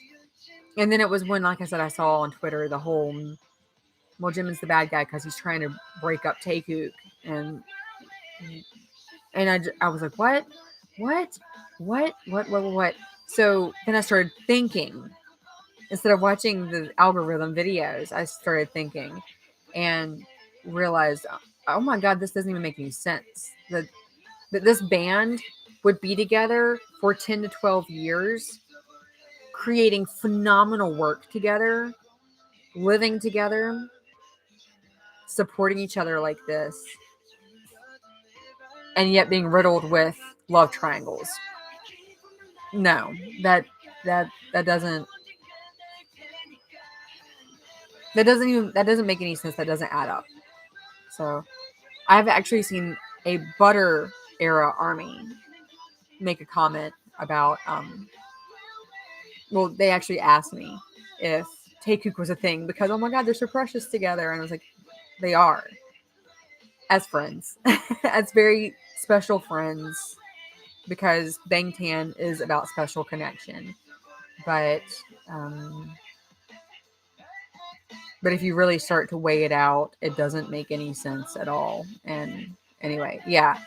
But like I said, that's when you start to get the solos. Like I feel like often the people who want shipping to happen, like they really want the shipping to be real, it's because they love one or two of the people that they're shipping, and there's somebody else they want to have a reason not to like because they're trying to break up the band for some reason or something in their head. I don't know. It is true if you hate any of the members, you aren't ARMY. The members have said not to call us ARMY, not to call, yeah, if we don't love all seven. I mean, their songs, right? Permission to Dance, OT7, they reiterate this all the time. They love every single one of each other. The relationships are so precious. They're going to be there whether or not we're here for them. If God's great power does its job, the seven of them will be there for each other for all of their lives. Who are we to think that we need to have a place in breaking that apart? It just doesn't even make sense. I remember that for a couple of your videos. Lyndon, thank you for stopping in. I really am going to wrap this up in a couple minutes. I'm so thankful. I'm so thankful for you. Thank you. Happy New Year. Happy New Year. If you're still here, I'm sorry, I just saw.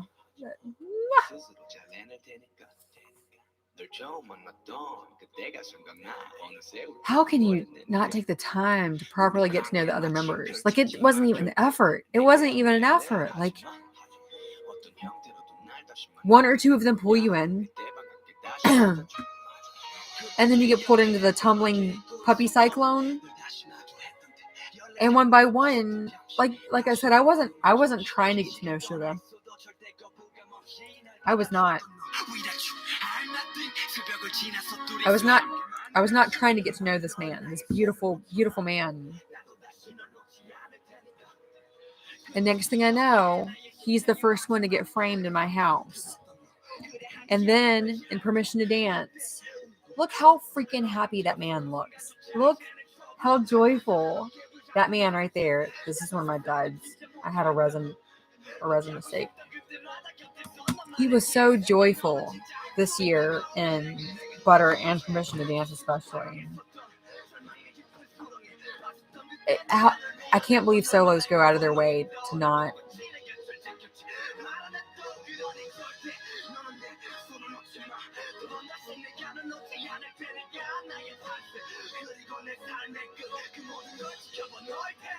I can't believe people would do that. How do you love BTS if you are going to pick a member and then ignore the rest?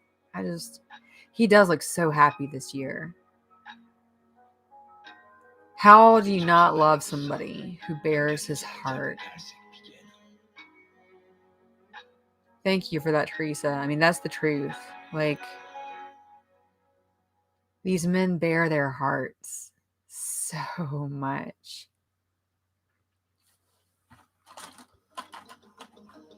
I think it's good to set boundaries. You know, the thing is, I really just hoped that person had kind of gone down some bad videos and would come through. And so I encouraged that and said, well, I've actually seen videos where Jimin's the bad guy and whatever, and I don't put a lot of stock in any of it, but it's a lot of months later, and it's unfortunate because we're missing out if you don't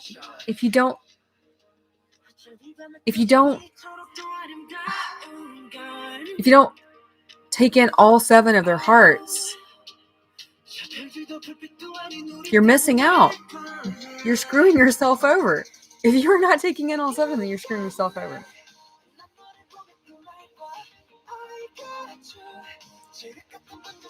Oh, the ships. I didn't think that was a conversation we're good on tonight. Lies and bad portrayal of the shippers.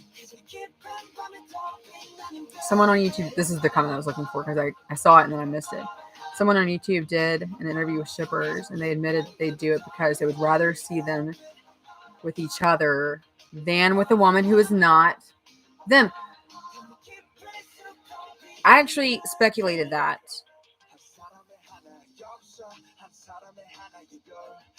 months ago, that one, people didn't want to think about the guys possibly being with another woman if it wasn't the fan themselves. But also, we're so happy seeing them together. We hate the idea that they would ever not be together. And if they're just married with each other, then they're going to stay together, right? Then you don't have a Yoko breaking up the relationship because somehow she got the blame for that one too. Yeah.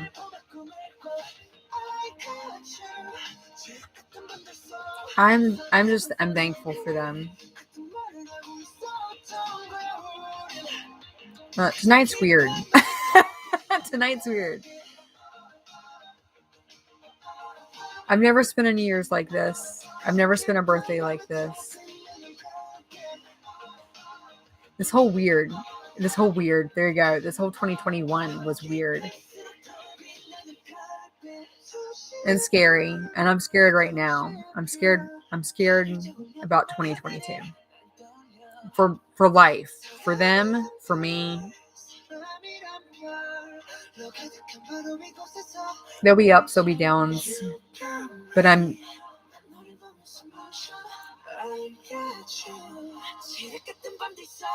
also feel good. And I'm with you. I'm with you guys. I'm with you. And I want to be more with you in 2022. I want to respond more to comments and to be more willing to accept the ebbs and the flows. And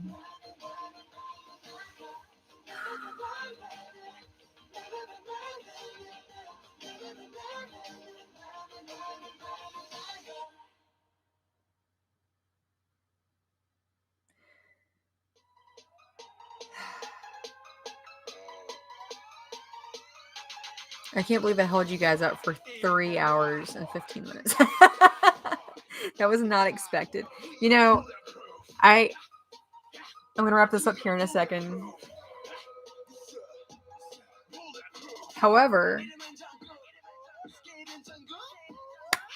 this is actually original Bulletproof, right? I say it's almost New Year for a few of you who are Cali ones.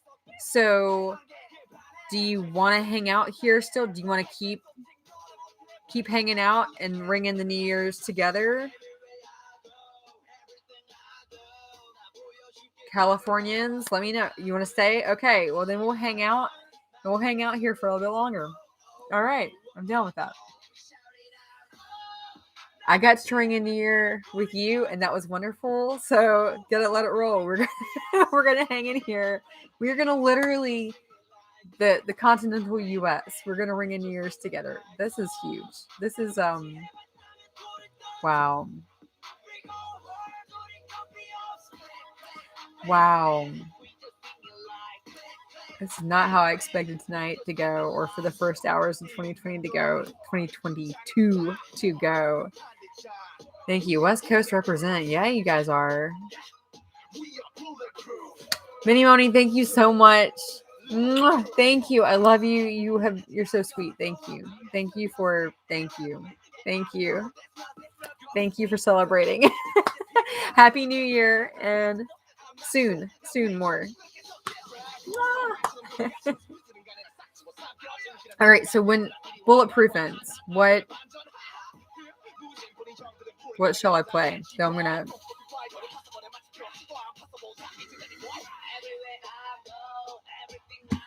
go ahead and switch phones now because this one has 1% life to it, which means it's not gonna make it to midnight. Oh.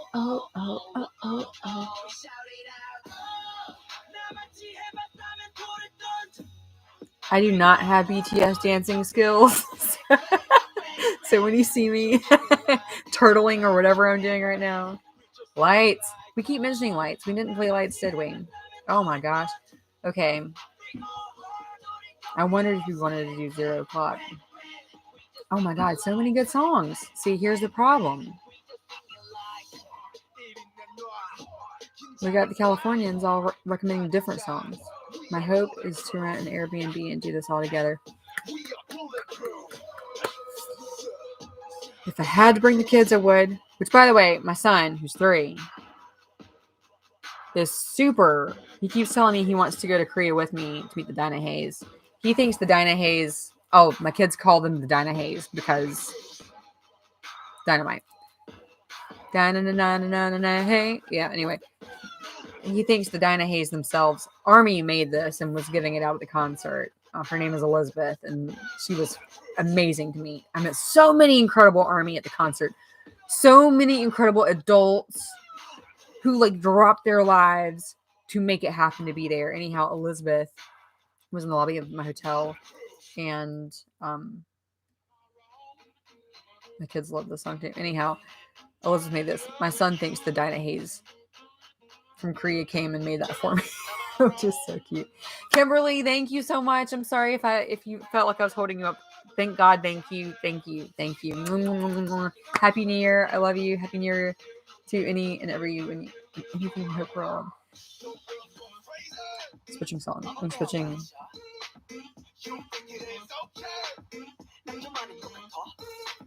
I gotta switch which one's connected to this thing.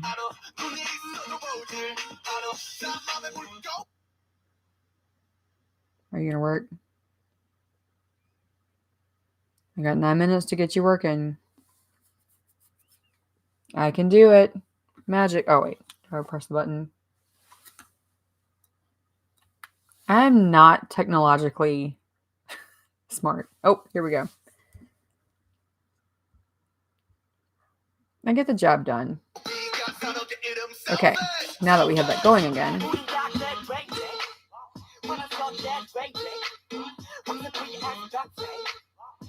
I always kind of wanted to be a DJ. Right now I'm kind of getting to be a little bit. The day Hope World dropped Army Burned. You know, oh.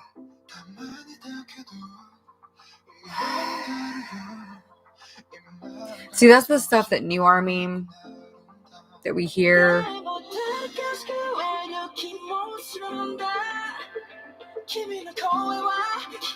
It makes us feel like guilt and sadness and FOMO. When we hear older Army talk about their feelings when that stuff dropped, it's like, I can only imagine. And then I want to hear more about how it dropped, because one thing I've realized is the guys just like suddenly surprise you with a freaking 1 hour video that's a yellow cartoon of a pat of butter frying just to announce that a song is coming. And then we're like, okay, I'll watch that. I'm going to watch that. So, okay, V's mixtape. See, I've been bringing that up to people lately. Baseline is incredible. Yeah, Baseline's incredible. V was talking about his mixtape during 2020 with the release of B, because when he was already working on his mixtape, he talked about Blue and Gray was supposed to be on it, and then 2021 happened, and they've stayed busy, and they just keep dropping stuff, and his mixtape hasn't happened, which they've made this the year of OT7. They have very deliberately made this a year of, or made, I guess this year is over now. We're 2022. They made that the year of OT7 mixtape. That's so cute. You know they pay for the mixtape. Yes, I do know they pay for the mixtapes themselves, and I think that is super cool because it's a further dedication to both their craft as well as to them being OT7. It's funny that, yes, I heard about J-Hope talking about Hope World too. And then I heard him say he decided to put it off indefinitely. But it's funny that their solo work is also an indication of their dedication to the group. But it is. The way that they support each other on their solo projects with like glowing love, and then turn around and drop something as a group. And I guess it might feel different if they hadn't re-signed the contract to be in the group themselves, but they did. Like, they had their chance to out.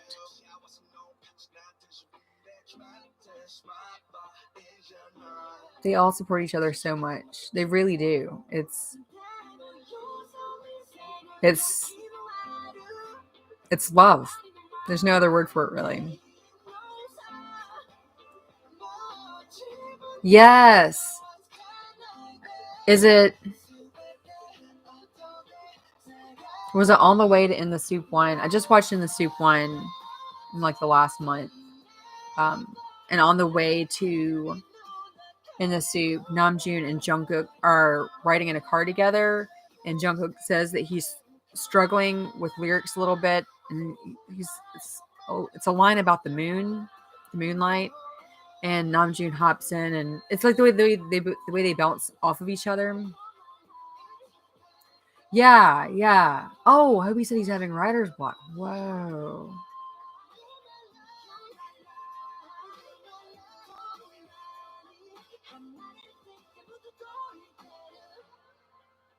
I felt the same way about Taeyong singing in Hawaii.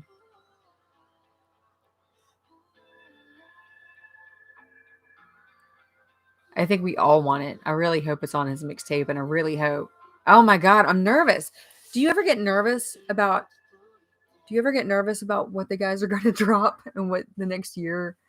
Yeah, the moon crying brightly. That's exactly it. Do you ever get nervous about what they're going to drop? Oh, we need music. Ooh. Okay. Wait, how long is this song? Oh, 4 minutes. We'll come back to this one. We're not playing it right now. We'll come back in a few.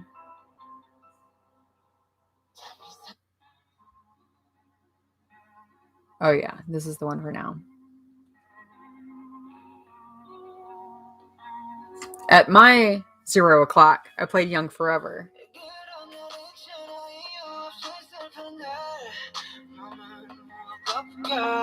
Sometimes you feel like I'm more excited than nervous. I get nervous. I'm constantly afraid of what they're going to drop. It's overwhelming because I want it to succeed. I want it to succeed so badly, and I'm scared. And I'm proud of them. And I get nervous because crappy articles get written about them. And I take it personal. Like, I was shocked my first months as an ARMY when I would see a bad article about the guys. I mean, just, oh. I still didn't even know their names yet when Life Goes On came out. I still did not know that day hadn't quite happened yet. I was a week or 10 days out from the day. But I knew I liked them. I was like, oh yeah, Dynamite was a lot of fun. I just discovered Dynamite. Sure. Like they have Life Goes On coming out. Cool. I'll watch it. I was stoked. I heard that it hit number 1 or whatever. I was like, yay, good for them. And then I saw a Forbes article headline about it plummeting. And I felt personally attacked. And I still didn't even know who they were. So 2021 has been a really wild ride, seeing some of the stuff being written about them and how they get treated in the industry here. It's about to be midnight. I don't have 2 phones anymore. They don't get it. You're right. So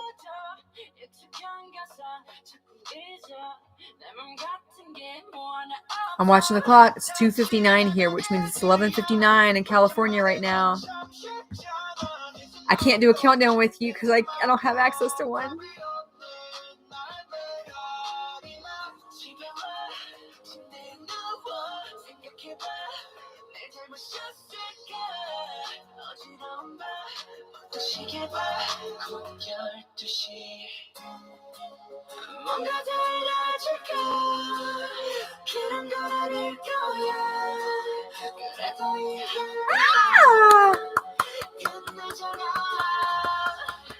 See, my clock still says it's 50 at 3 o'clock.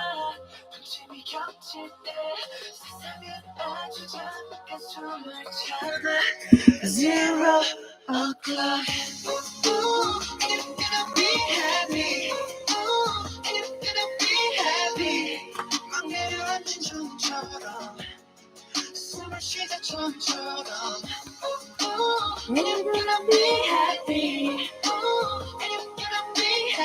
Happy New Year! Yes, Epiphany after this.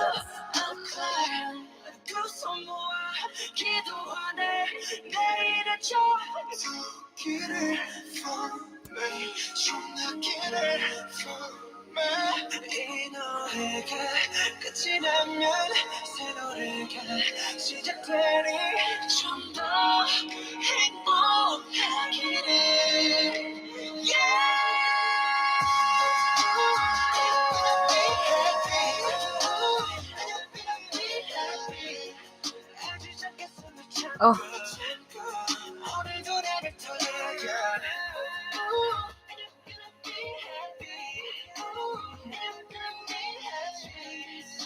That's really awesome. We're in 2022 together. We literally did from coast to coast. Do you get that? Some of us here have literally been here to watch it drop from coast to coast. So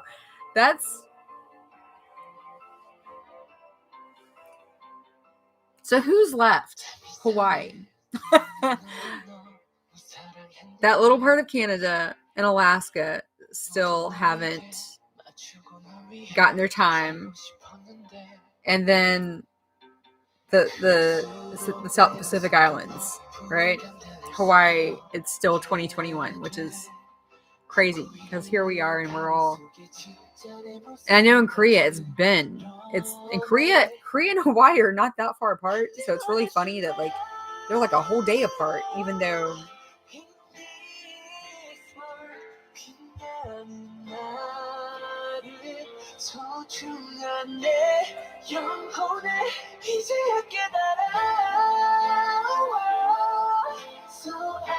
I agree with you, Maddie. I understand the whole singing. You guys are so cute. I love this. Yeah. Oh my God. The Notorious Day. I don't even know what to call it. 11/29 is when I call it in my head. I call it 11/29. The date that I came down here to plan on not being here, and I put in the earbuds and I listened to them, and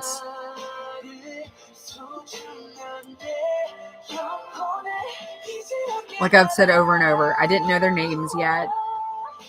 When I would hear them singing, I couldn't place a face with it. The only face I knew at the time was Namjoon's. I didn't know anyone else's face at all. I just knew there were several of them. And something about their voices. Blending, harmonizing, how the songs change within the same song. I didn't even realize, like, you've got melody and rap happening in one song. I didn't, it just is a magic. It's just a magic.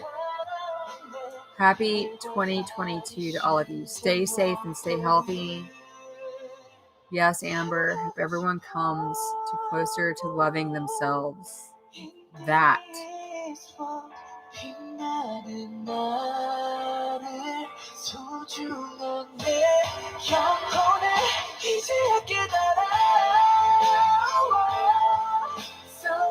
Loving your own precious soul. I try to tell my kids that every night. God loves you. Jesus loves you. Daddy loves you. Mama loves you. And I hope you spend your life getting to know yourself and realize that you love yourself. Kind of a big, heavy, weird message for a 3-year-old. But the best is yet to come. So I love me.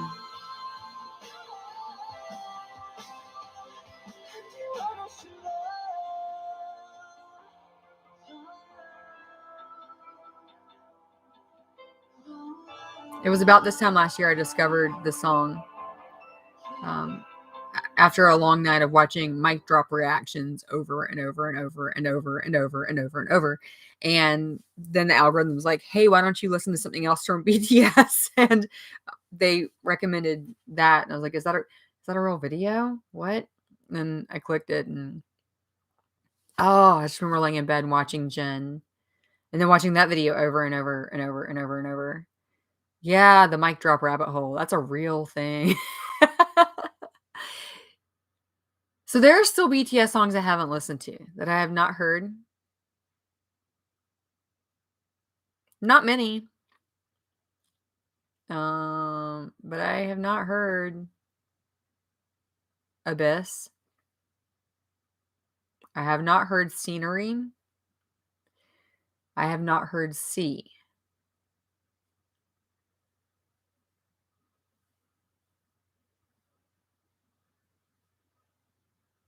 Yes, I've heard Coffee. I discovered that by accident. I have Song Request and Coffee both on my playlist. See, the songs that I know are from Spotify. And it wasn't until later that I realized there are entire songs, bunches of them, that are not on Spotify. Were never on Spotify. Oh, I need to put on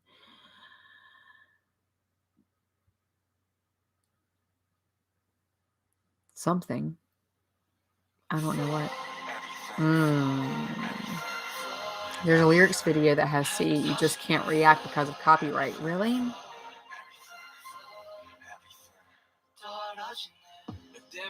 Scenery is so tay. That's good to know. That's neat.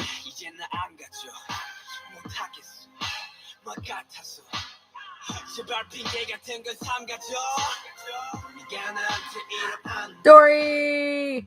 Daydream! Hello, my love. Yes, C is a hidden track on, I can't remember which album. I have all the albums. C gets blocked hard. Wow.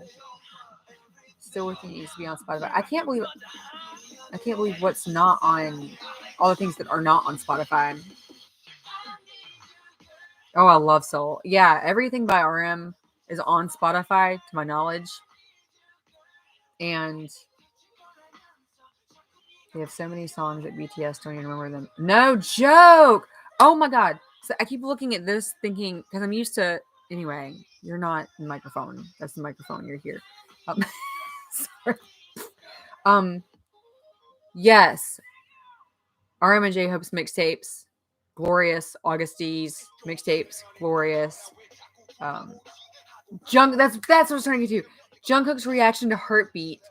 he did like 2 one-man concerts, what, about a month apart, live streaming, and people kept requesting Heartbeat, and he kept ignoring them, and then all of a sudden,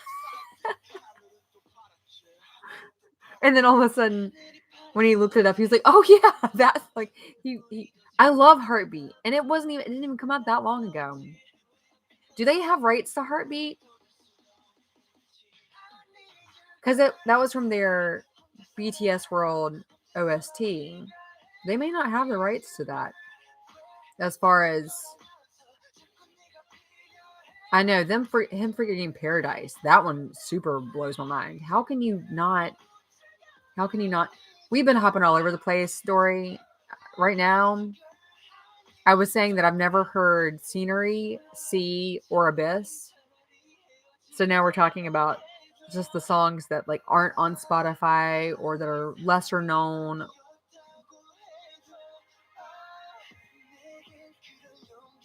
Happy New Year, Dory. You're ahead of me, right? So you're halfway through your New Year's Day, right? They do have so many songs. That was when I discovered them a year ago. What blew my mind was Paradise BTS under the Korean title. Oh yeah, exactly. Um, yeah, sometimes Spotify has them pop up in Korean on my phone. I'm always confused when that happens. I'm like, what? Just because Spotify's inconsistent. That's the what part. It's great that it's in Korean. I'm joking. Wasn't a joke anymore.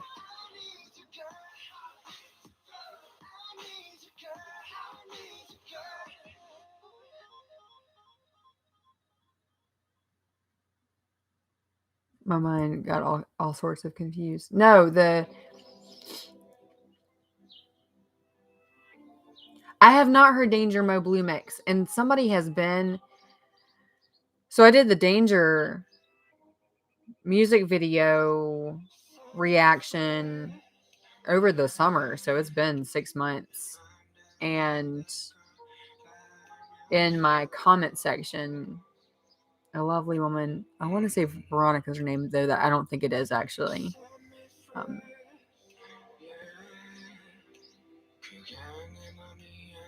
she recommended the Danger Mo Blue Mix, and somebody else has them too, and I still haven't seen it. I'm practicing Korean. Hangul is actually very easy to learn, but you have to practice sounding it out, which it reminds me because you're learning a completely different alphabet. It's so different than if you're learning Spanish or German or something where you have at least the same foundational base. But if you're learning Korean and you learn Hangul, which I mean, you guys may have, so I'm not trying to talk down to you or anything like that. But Hangul is actually very simple to learn, but then you have to practice sounding it out. But of course, then you also have to know vocabulary. That's the hard part. So, and their sentence structures are very different. The language is much more beautiful and abstract than the English languages. We're so overly wordy. And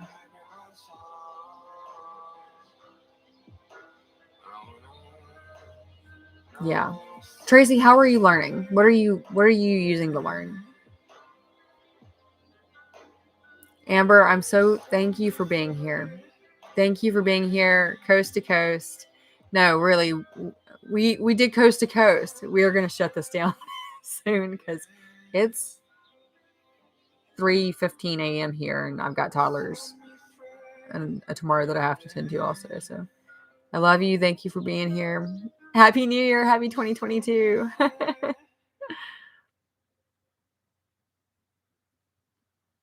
Oh my God, yes. My heart is broken when I hear people say that they still haven't listened to songs with headphones because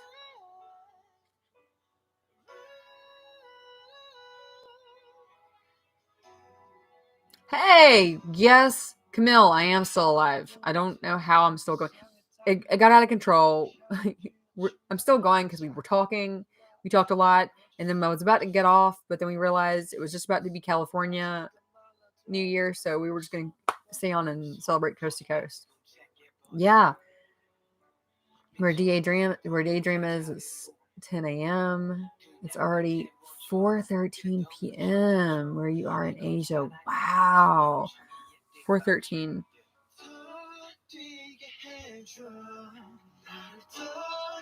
So where are you in Asia? Are you in Japan? I'm trying to like mentally. No, you would be on the other side of Korea. That's exactly. I pulled up my phone because I got Korea. Oh, you're so bright. Can you unbright? Oh, see, there's my time, and there's Korea time, and there's our gorgeous men.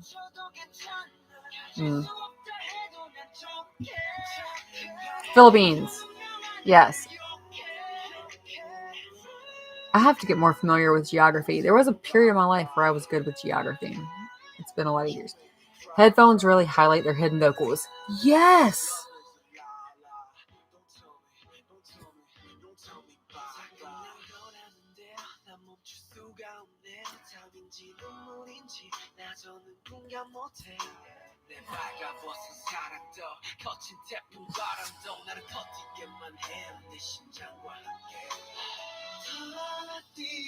Their songs. Their songs with headphones on. If you can like get into the still of your night or your day on a couch in a chair and have those headphones on, Louder Than Bombs, solo songs, Epiphany, Lie, My Time. You go into older songs like Autumn Leaves and I Need You and Run. You go into their newer songs like, and the little sounds and production, that the little like tingles and twinkles, and Love Maze sounds like you're in a maze. Can we just say, mind blowing, how do you make a song sound like you're actually in a maze? Love Maze does it, and especially if you have headphones on. It is the way that there's a certain sound that sounds like it travels, and then it actually does if you have headphones on. It goes from like one ear and through another, and it kind of keeps doing that. It's almost disorienting.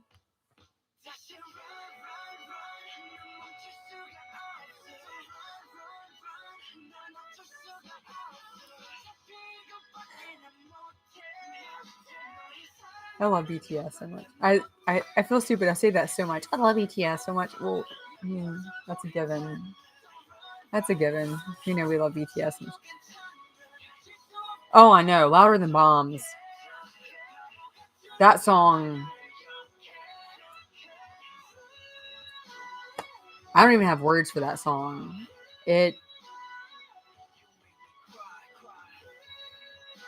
I've had some really dark days this year.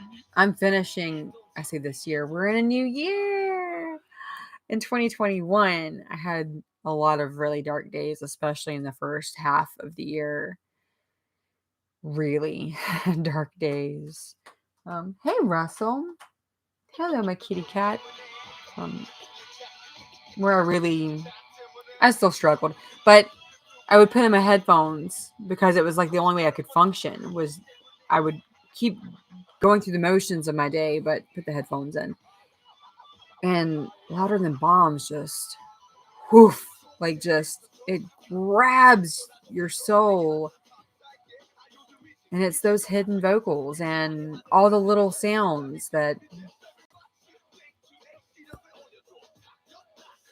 Have we listened to Louder Than Bombs? I feel like I've been avoiding it. Because it's not an upbeat song. Maybe I'll avoid it still. Anybody have a request?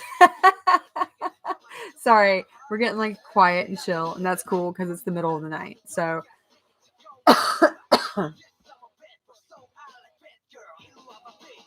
Louder Than Bombs is such an experience. It is.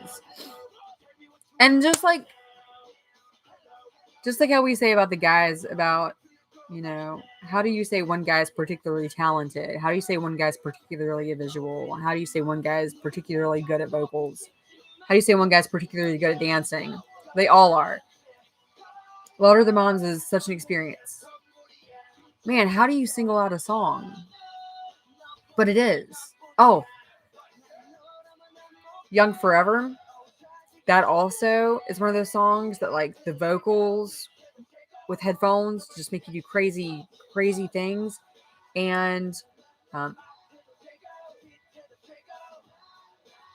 one of the intros for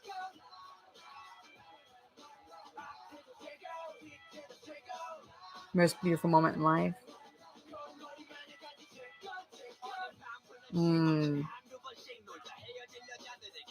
Sorry, I'm trying to like place it. Which one it is that is so.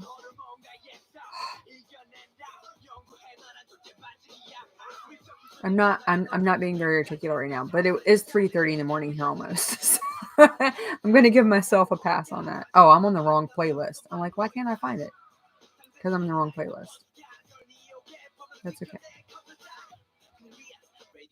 Intro. This one's not in alphabetical order. Sorry, my lists make more sense if they're in alphabetical order. My daughter's favorite song is Chicken Noodle Soup.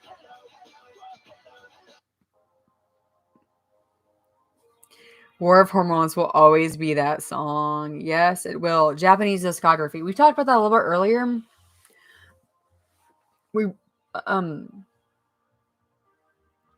Yes, there's an intro for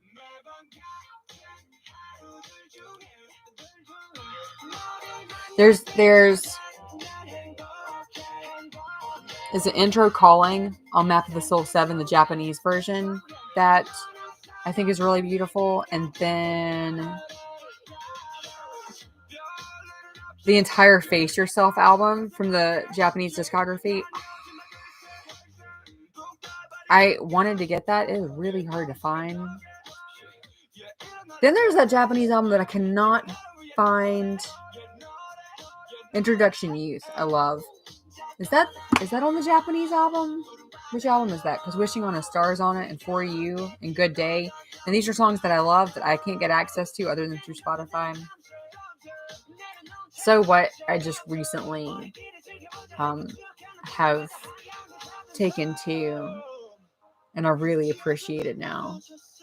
Let Go is my fave, and the choreo of that song I adore. Choreo of Let Go. Is there choreo to Let Go? I'm not a bad army, I swear. I just get kind of hyper fixated on things, and I'm taking my time still when it comes to things like performances and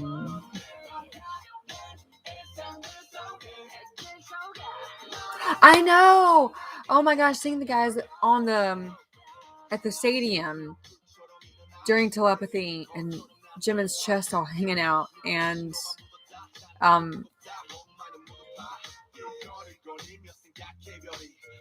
just people being happy, and they looked happy. No, Dory, your comments are showing.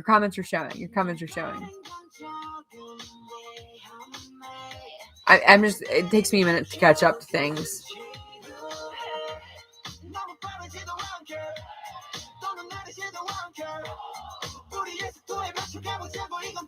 Duolingo app. Okay, so I've had really good luck with the Memrise app. MEMRISE. Really good app. That actually it is pertinent to K-pop stuff. Like, I immediately started hearing stuff that the guys say that I was learning. Oh, I love Face Yourself album.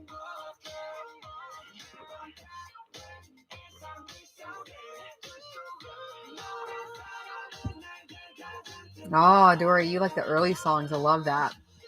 Just One Day, Coffee, and 24/7 Heaven. Oh, sorry, Kelly. I'm just now seeing you leaving. Oh, I hope I didn't miss saying bye to you. Oh, Kelly. Mwah. There's a video for you, right? I still haven't. This is another headphone song. It's called Memrise, MEMRISE. Wait, I can actually type it. What am I doing? I don't have to just talk. I can type things. Again, I don't stream, so this is different. Just one day is so precious. I love this because the layered autumn leaves. Oh God, this song is gonna. I'm just gushing now. Nana, 5 a.m. Mwah, Happy New Year to you. I totally need to go to bed too, so I totally understand. Thank you. Happy New Year.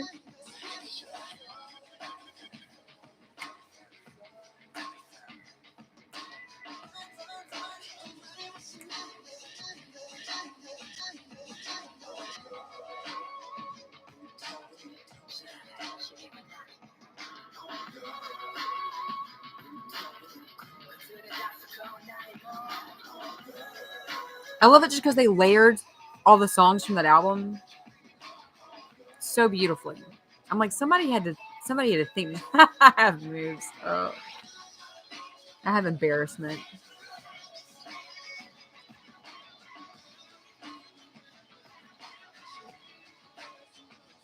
I'm glad to hear people say they love autumn leaves.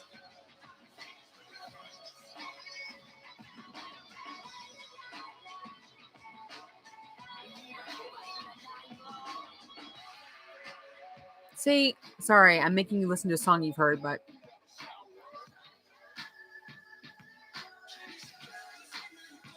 I don't know if you can pick up all that stuff. If you listen to it with headphones, mind blowing. Hearing how well layered it is. And yes, autumn leaves is poetry, and the mere topic of it hits too close to home for me. It's a struggle, but I can't either. Autumn. Never mind. I have some not PG-13 thoughts about a couple of songs, and Autumn Leaves is one of the songs that I don't. My thoughts aren't always PG-13 about. Do you know what I'm talking about? Certain songs sound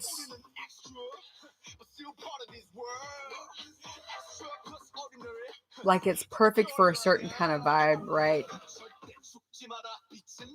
Sorry, I should shut up before I get myself in trouble. But I always think of Autumn Leaves as yeah. Oh, I know. Singularity is like that. It's like you're like, oh yeah, and then you read the lyrics and you're like, oh my god, that's not what I thought was happening there. Yeah, House of Cards also like what a sad song, and at the same time, what a song. Autumn Leaves sounds like a song of making love from a place of desperation and like wanting to hold on to everything that was good. That's what I think of when I hear Autumn Leaves. It taps into so many different feelings and experiences of being a human.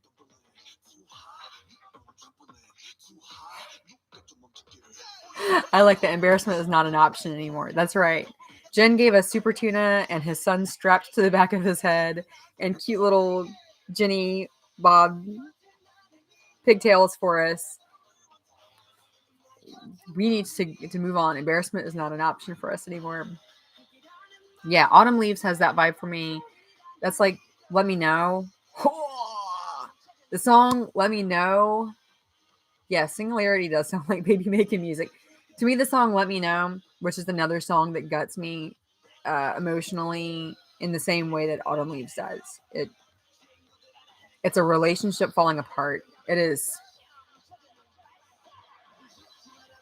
but like Let Me Know sounds like the song that they would be singing as they're having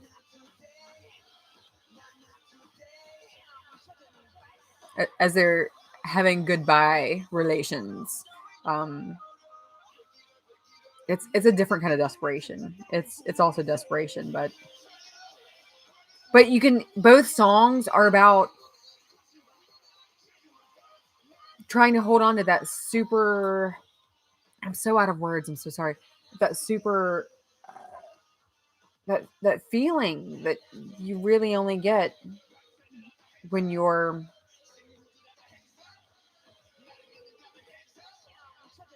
in a powerful relationship like that, and then eventually feel like maybe you're losing it or have lost it. And that's the thing to House of Cards. Yeah, House of Cards is so sad, and so like so many of their songs are, but it's also very, I mean, so relatable. And then you have songs that are so, I mean, Wings, like such empowering songs, trying to hold on to something that already left. Oh my god. You're hitting all kinds of stuff tonight. Teresa, thank you. Happy New Year to you. I'm so glad that you were here for your New Year too. Um, God bless you. I love you. I was so happy to see you pop up here. Happy New Year. Mwah. I love you. Have a good night. Pied Piper, honey. Yeah, makes everybody want to risk it all.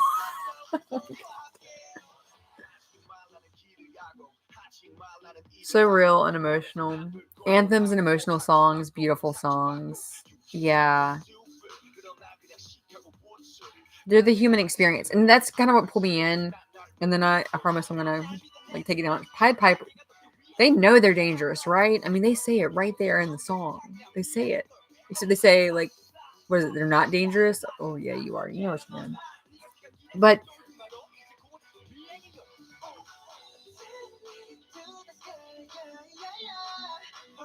last year when I got the copies of Demian and read the books and then realized how much the entire Wings album came out of the most beautiful moment of life, most beautiful moment in life albums, and then seeing how Wings turned into Map of the Soul, and I couldn't believe, and at that point I was still avoiding the Love Myself series,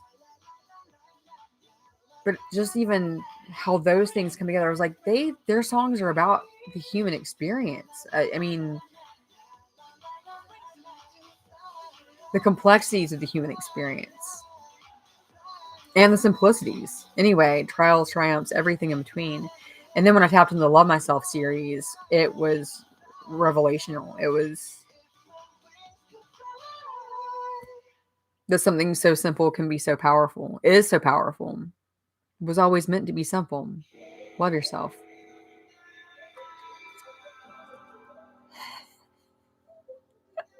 Pied Piper and Dimples. Man, these men.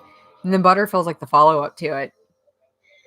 When I saw Butter this year and heard the lyrics to Butter, I was like, oh, this is Pied Piper Part 2. They're just letting us know.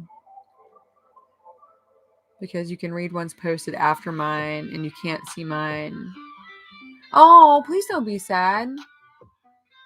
Things just get moved around.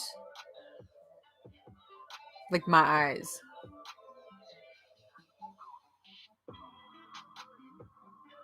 Jimin's body rolls are intense. Oh, when Jimin hits that note and Let Me Know. Oh, Dory, do you ever listen with headphones on? Yeah, it shoots. It's such a Jimin's notes. You feel. In fact, same thing with like. You feel their emotions when they sing, right? You feel how raw their emotions are. Oh, Okay. Guys, for those of you who are still here on the late night show, we will finish this song and then we will part ways.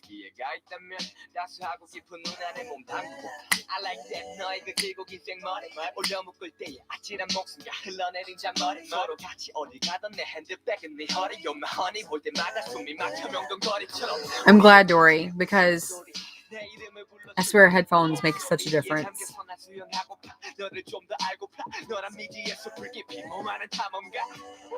Yes, Yoongi is so flirty in the song. And he's such a big part in it.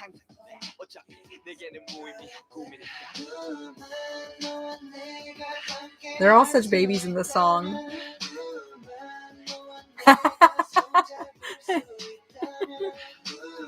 I've never seen Harry Potter. I've heard wonderful things.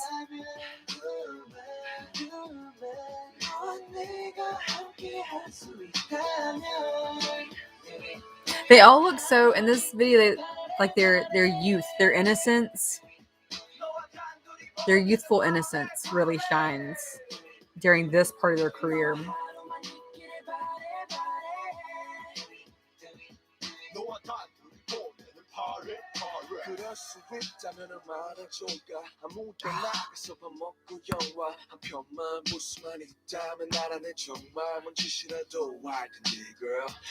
No, I completely yes, Dory. So I just heard of Armypedia for the first time. What? Last month?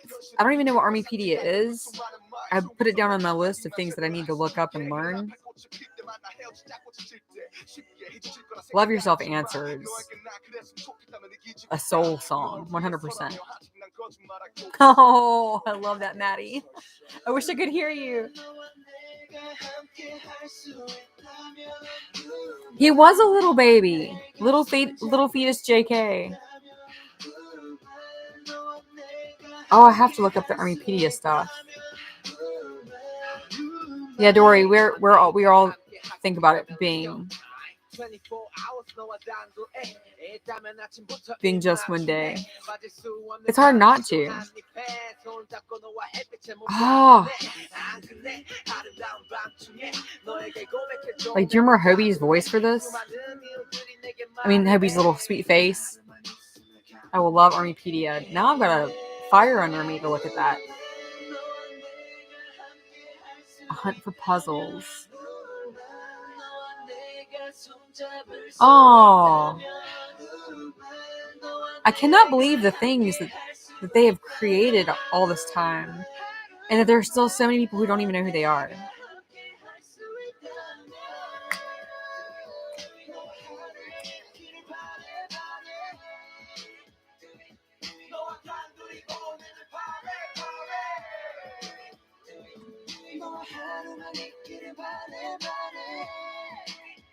I know. I was thinking the same thing.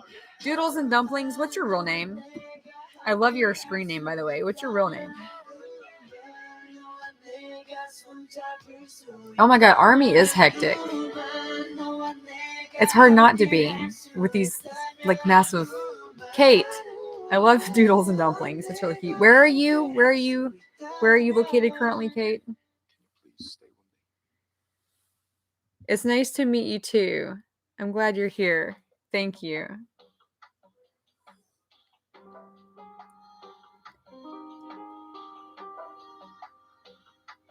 New Orleans. Wow. Cool. Super cool, actually. Wow. I don't know why New Orleans seems particularly cool to me, but it really does. Puzzles were scattered in cities all over the globe. This song is more than a Nolans. I love it. Nolans. This song is more than a vibe.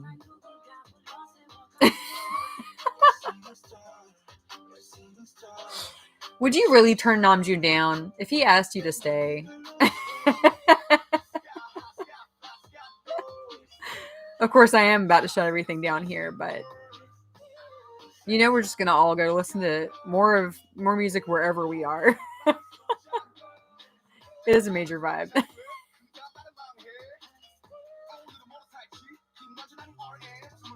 Yeah, when I saw the video to this, I was still amazed that I was finding videos I hadn't seen before. I was still amazed that I was seeing videos I hadn't seen before. Um, and now nothing surprises me. Like, literally just discovering Armypedia and reading about it with you guys. And I'm not remotely surprised that I don't know what's going on. Because there's so much, right? There's so much. The most amazing part is how do they work this hard? For this long? I got a dry lip right here. Yeah. Think about all the Butter Baby army that have so much to figure out. There is hidden content. It's overwhelming.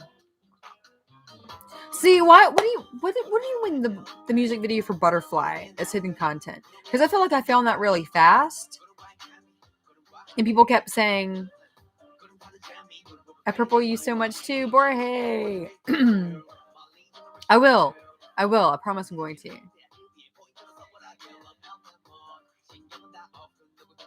Yeah, I've heard other people reference the Butterfly being kind of a hidden video.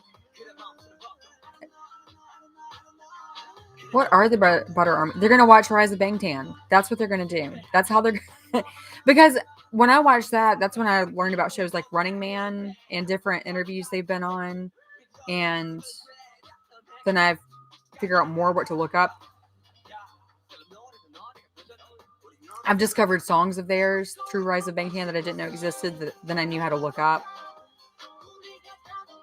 Anissa, that woman, has created something more magical than she can even understand.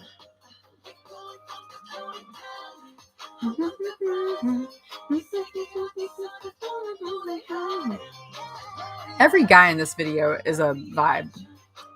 Every move, everything. Mariachi. The rain at the end.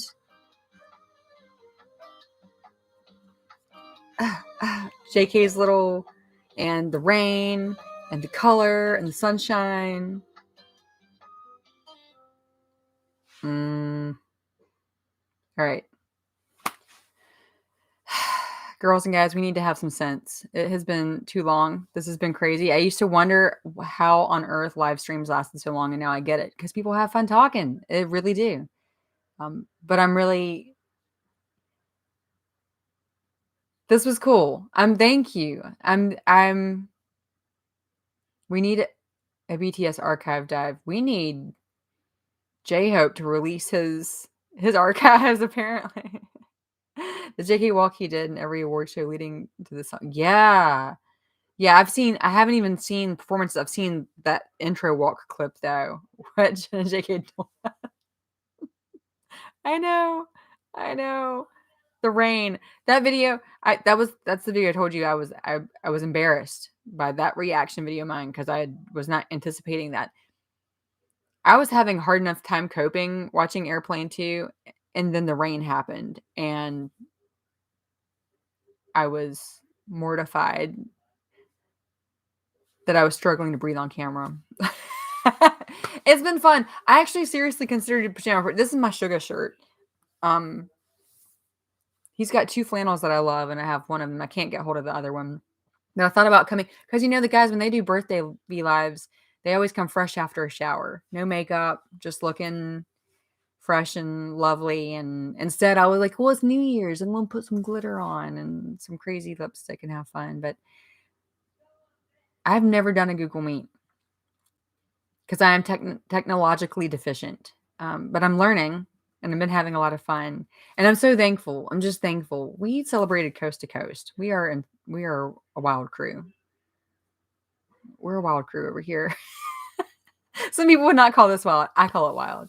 Yes. Well, my husband lives in flannel, so I already appreciated flannel. I think flannel's pretty great, but this is the first time I've been taking it upon myself, trying to get Yoongi's wardrobe.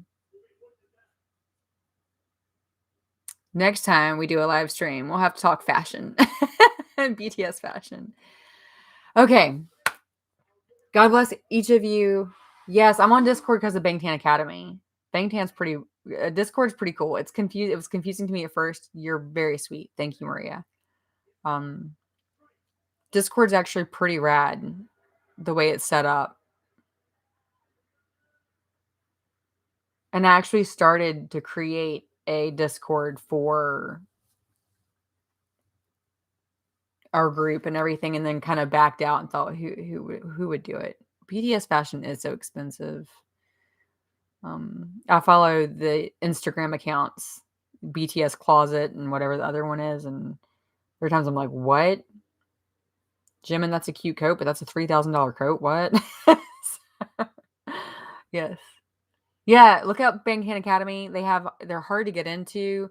They have one day a month that they allow admissions in, but they do get you in if you're trying to get in. And they have great resources for learning Korean and motivation. Man, my lip is dry. I keep seeing that. Need to put some chapstick on. But yeah, Memorize is a great app. I'll leave the link when this processes. Not that anybody's gonna sit through a 4-hour live stream ever in their life again to replay, but in the links, I'll put the happy birthday from BTS YouTube video and the link to Memorize app. In fact, a couple apps that I really like. And now I'm gonna shut up. I'm gonna let everybody go to sleep. Happy 2022. Thank you for hanging out. I love you. God loves you. BTS loves you. We all want you to love yourself. Let's do that this year, right? Oh my god, the Vogue pics. We can't even handle talking about those. That's just it's a good thing we did not get started on that.